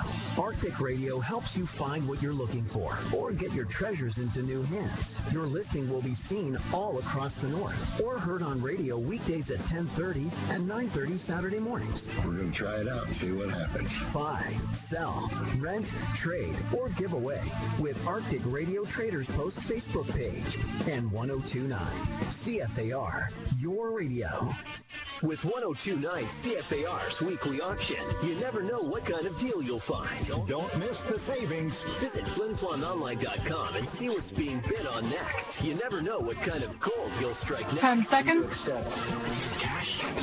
Keep listening to 1029 CFAR. Gold in the back row. Thank you very much. You're the buyer. Your radio. And welcome back to Whitney Farmer. Great in our post-game report. Mike Reagan, the head coach, has joined us here. His team picking up their 39th victory of the year. Once again, a 4-0 shutout here against the Battleford Stars here tonight, Mike. And well, a lot of things went well for you in this hockey game. I'm going to start this off because something I wanted to ask you in the pregame that I forgot. 3 goals for Martin on the weekend. Did you have any idea when you traded for this guy that he'd give you 17 goals? We were hoping so, honestly, Hardy. I mean, he played, major junior last year, so we were expecting him to be a big part of our team. It took him a little while. And he's been real good since Christmas, I think. Well, even before that, he started to find his game and find that role on the team. But, I think we heard you guys kind of saying about he might have the opportunity to get to 20, and with a couple more or one more tonight, he's only 3 away. He's a nice player. I mean, I thought more of a utility guy when you brought him in, but boy, he's got a nice release off the. He can shoot a puck, and he knows, and he's so good defensively. He's able to take pucks away from people. But anyway, I want to start off with that. Obviously, a big game from Reed Arbery again tonight, Mike. 21st and 22nd, got knocked down. I didn't see the play. You just hold your breath though anytime anybody goes down on this team. But he made it back, came back right back out the next shift and scores the game-winning goal. Yeah, Rito is real good. We were worried about him more of, like you said, Hardy, every time a guy goes down, I'm going, oh my God, not another guy, and his neck's a little bit sore and that sort of thing, but what a response. And, you talk about guys that are having big years. Rito's been fantastic. You look at Joe, he got his 50th point last night. These 2 guys were depth players for us over the past couple of years. And it goes to show you that, you buy in and you put your time and effort in and believe and are coachable, you get rewarded. And both those guys have definitely done that. So real proud of them. Been big parts of our success. You know what? We gave Rhett Ewan the warrior of the game here tonight, Mike. He might not be able to put the puck in, but he's been really effective. And the last couple of nights, he had just as many chances as anybody. Yeah, I actually thought this was one of Yui's better weekends here over the last little bit. Played that power forward type game that we need him to, taking pucks to the net. On Martin's goal, actually, it's because of Yui on the wall. He does a tremendous job of winning the battle. Martin gets the puck, and then he rips it under the bar. And it's those little things that we notice as coaches that are so valuable. You need guys to do different jobs. We always just refer to it as building a house. You can't just have a carpenter. You need a plumber. You need an electrician. You need guys to do different jobs. And sometimes they're not always the most beautiful or the jobs that get the most credit, but they're just as important. Before we talk about the last 3 games remaining, got to throw a plug in for Connor Miller in the face-off circle. Yeah, Millsy. I mean, we knew that going into or getting the trade that his face-off percentage was really good. And you think about the guy likes of Ringer, Gruner, Alex Smith, guys that win face-offs. Those guys are so valuable. And, that led to the second goal. Yeah, I mean, you have to start with the puck. It's a lot easier when you're starting with the puck, and Millsy's done a great job of it. And it's funny because anytime there's a draw on his strong side, he's looking at me like a dog wanting to go outside and play, and he loves the challenge of it, and he knows he's good at it, and he takes it seriously, and that's what the best face-off guys do. Well, he was very, very good, very noticeable the last couple of games. 3 games remaining now, Mike. You did kind of mention a little bit about the pregame. What's your thoughts player-wise for the last 3 games? Well, if we can get a couple guys in here to, load manage some guys, definitely going to do that. I thought Miskew was awesome up front, so I was joking around with him in there after the game that he might be our next power forward here, but he did a great job. So I could see a scenario where he's probably going to play forward again, Tuesday night, and we might have a player coming in. We do have a player coming in tomorrow that will probably get in the lineup on Tuesday and maybe Who's that? Friday, Saturday. Just one of our APs. Okay. And then maybe we're hoping that maybe we can get 1 or 2 more guys, and we'll see. We'll assess some bodies here after, Monday morning, and then just kind of go from there. And the nice thing is we have 8 D-men right now, knock on wood. We're big believers in playing defense first, and that'll lead to offense, and that's why we've given up the fewest amount of goals in the league, and I think that's real valuable. Any of the guys that have been on the line the last little while, Mike, any chance we see those guys in all the last 3 games? I don't think so. Maybe Leo Seitz on the... Delisle maybe the last 3? Or? I don't know. He's feeling good, but I just don't really want to risk it, to be honest with you. And I feel like, you take a look at tonight, we're playing one of the best teams in the league, and we win 4-0 with, 2 defense. Well, we played 7 defensemen, 1 defenseman up front.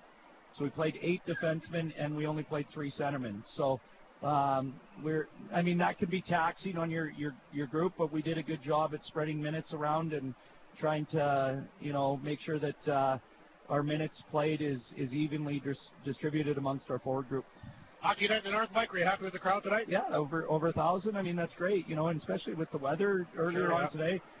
Sometimes probably people at the lake are thinking, do we really want to go in and drive on the highway right now and that sort of thing. But it was good. It's good to have over 1,000 people here. You could feel the energy in the rink, actually, and it's good for our players to see what that atmosphere is like in the playoffs, and they love it. Who doesn't love the Whitney Forum? Great tune-up for the playoffs for sure, Mike. Dipwood here on Tuesday, the home and home at LaRange. Been a grinding year, but has it gone pretty quickly? Oh, it's incredible, Hardy. You mentioned Nipwin. There's one guy that doesn't like this rink. I said, no, who doesn't like the Whitney Forum? We all know who. There's one guy that doesn't like the Whitney Forum. But, we're looking forward to Nipwin coming in here. I think for us right now, we're feeling good about ourselves especially after tonight's game. I said to the guys last night, I said, I really want to come in here after a game and feel like we've got our team back and the style of hockey that we want to play. And I told the guys tonight was the night, and I think we were really good. Like, I think Tritter did his job, played fantastic, made some big saves at key times, but that's part of the game. Like, you need your goalie to make some big saves. Their guy made some big saves too, and KJ hit the crossbar there at the end in the third. We had a couple posts as well, so we're pretty happy with the game here tonight, and I feel like we've got our mojo back a bit. Well, you look very, very dominant, certainly. I think late about 7 or 8 minutes remaining in the second period, and obviously in the third period we saw. Quickly, Mike, we mentioned the Nipwin game. LaRange home and home. Bob Beattie makes his return. Did you ever think you'd have a chance to be behind the bench and coach against Bob Beattie again? No, and I messaged him yesterday, and I just said, hey, Bob, it's great to see that you're in LaRange and that you've got the guys playing well. I'll tell you what, it's funny because when I came into the league, I was, 27, 28 years old, and Bob was a veteran coach, and Bob treated me very well, and it's something that's always stuck with me, and I think about that with the new young guys coming in the league. I hope that I can treat them, the same and be welcoming them into the league. But Bob's a great guy, and he's done a lot for hockey in Saskatchewan. He did a lot for LaRange, and very excited about seeing Bob. It'll be great to see him. Yeah, well, he's in the SJHL Hall of Fame for a reason. Yeah, no, he's definitely a guy like in the SJHL world. Everybody knows who he is. So yeah, real happy that he's there right now and helping them out, and he's got them playing good hockey. They've been playing a lot better with Bob behind the bench, and obviously that they'll be hungry to play you the final weekend. Being their last 2 games of the year, so for sure. So yeah, we'll just take it one game at a time. We're real happy with right now, and like I said, I was waiting for us to turn it around and play with that confidence and move the puck, like we did in the third period. And I think once we got that third goal, you could see now we had that swagger, and I just think that that's very important at this time of year, is believing. The first thing about winning is you got to believe that you're going to win. Sounds good to me, Mike. Congratulations, 39 wins, and obviously it would be nice to win one of the last 3 to get 40 to the year. And I'm sure if I was to say that to you before the year for 40 wins, who wouldn't take that? Yeah, for sure. No, there's no question about it, Hardy. I think that we weren't sure what to expect going into this year. Right. We knew we have a young team. We thought we'd have a good team, but we've came a long ways. I mean, I have to give our staff, like our coaching staff, a lot of credit with Bort, and Tyler's done a tremendous job in his first year here. Switzy comes in and helps out, but our scouting staff, those are the guys behind the scenes that have done a tremendous job, and they don't get a lot of credit. And I've joked around about it. John and I are like an old married couple. We've been together for so long that sometimes we have our back and forth, but can't say enough good things about everybody that's been a part of doing this. It's not one guy or anything like that. It's the entire staff, and we got a lot of work to do still, but we're pretty happy with the year that we've had so far. So playoffs begin 2 weeks, I guess, from Friday. Yeah, 2 weeks from yesterday. Well, yeah, yesterday. Yeah, so on the 20th, 21st, and good news is that we know that as long as we're in the playoffs, we're going to have home ice advantage, and well, we've seen how good home ice has been to us. So, but we can't take that for granted, and got 2 more home games here, and we're, hoping that we can finish it right. Sounds good, Mike. Congratulations on the 4-0 win tonight. Thanks very much, Robert. Mike Reagan, the head coach of the Bombers, his team winning 4-0 like we mentioned. Mike Slip will come in. I guess we'll run down some scores here quickly. Just one other game in the SKHL. That was a big one for Melville, who knocked off Estevan in overtime 3-2 today. And like I said, that means that Melville's now moved within 1 point of Melfort for 6 spots. It's a big win. Looks like all the games, I think, in Manitoba are final. Steinbach blanked the Blizzard 3-0. It was Neepawa doubling up on Swan Valley 6-3. Portage, a 4-2 win against the Blues. Oh, it's going into overtime. Winkler Niverville 3-3, and Dauphin, a 4-2 victory. That came against Verdun here today. Quickly, a big win for Montreal in the NHL. They beat LA 4-3. We don't need to run down any other NHL scores, do we? Canada's team won, so no, I guess I'll do the rest of these scores as well. Boston, like we said, a 3-1 win against Washington today. New Jersey, they beat the Rangers 6-3. Buffalo over Nashville 3-2. Philly over Pittsburgh in a shootout 4-3. Tampa Bay beat the Leafs 5-2. How much longer does Craig Berube have? Utah over Columbus in overtime 5-4. The Jets in OT beat Vancouver 3-2. Like we said, Montreal a 4-3 win, came from behind to beat LA today. Calgary, a 2-1 lead on Carolina in the second. The Islanders, San Jose 1-1 in the second period. And Ottawa, who've been playing very good hockey, a 3-1 lead on Seattle in the second period. Any closing comments, Mike Slip, before we wrap up our second last broadcast of the regular season? Coach Reagan said something that I was thinking. When Melville was here a couple of weeks ago, the Bombers seemed to lose their swagger, and then they won. But then Melfort came in, and the same thing. Last night, they won in overtime. And I think Coach Reagan hit it on the head. They got it back, and you could see that halfway through the second period and the third period. They sort of hit maybe a bit of a lull. They still won. They just lost against Melfort, but so that's good to see. This team is a good hockey team, and I'm excited to see where it leads. 4-0 the final here tonight. The Bombers pick up their 39th victory of the year. It also improved to a very impressive 25-0-1 at home. They'll face the Hawks here on Tuesday. Our last broadcast of the regular season will be actually against the Orange Ice Wolves. And again, the return of Bob Beattie to the Whitney Forum. Going to be a lot of fun on Friday night. We'll be on there at the pregame for Great North at 7:10. And, of course, drop of the puck for the gang at Creighton Furniture at 7:30. Again, the final score, 4-0. The Bombers blank the Stars tonight. Thanks to Mike Slip, our color commentator, as well as the respective coaches, Mike Reagan, as well as Connor Logan, before and after the game. Rhett Ewan, our Creighton Pizza player profile, the opening intermission. And, of course, I want to thank the one and only Battleford play-by-play man as well, Ryan, for, of course, coming in. Always great to catch up with him. Ryan Lambert, of course, joining us here in the second intermission. And Ray, our operator-in-chief, back at CF Air Control. Good night from the Whitney Formal. Don't forget we got that Flin Flon Bomber, Flin Flon Firemen charity game. That'll happen at 6 o'clock tomorrow. And, of course, a chance to come out and help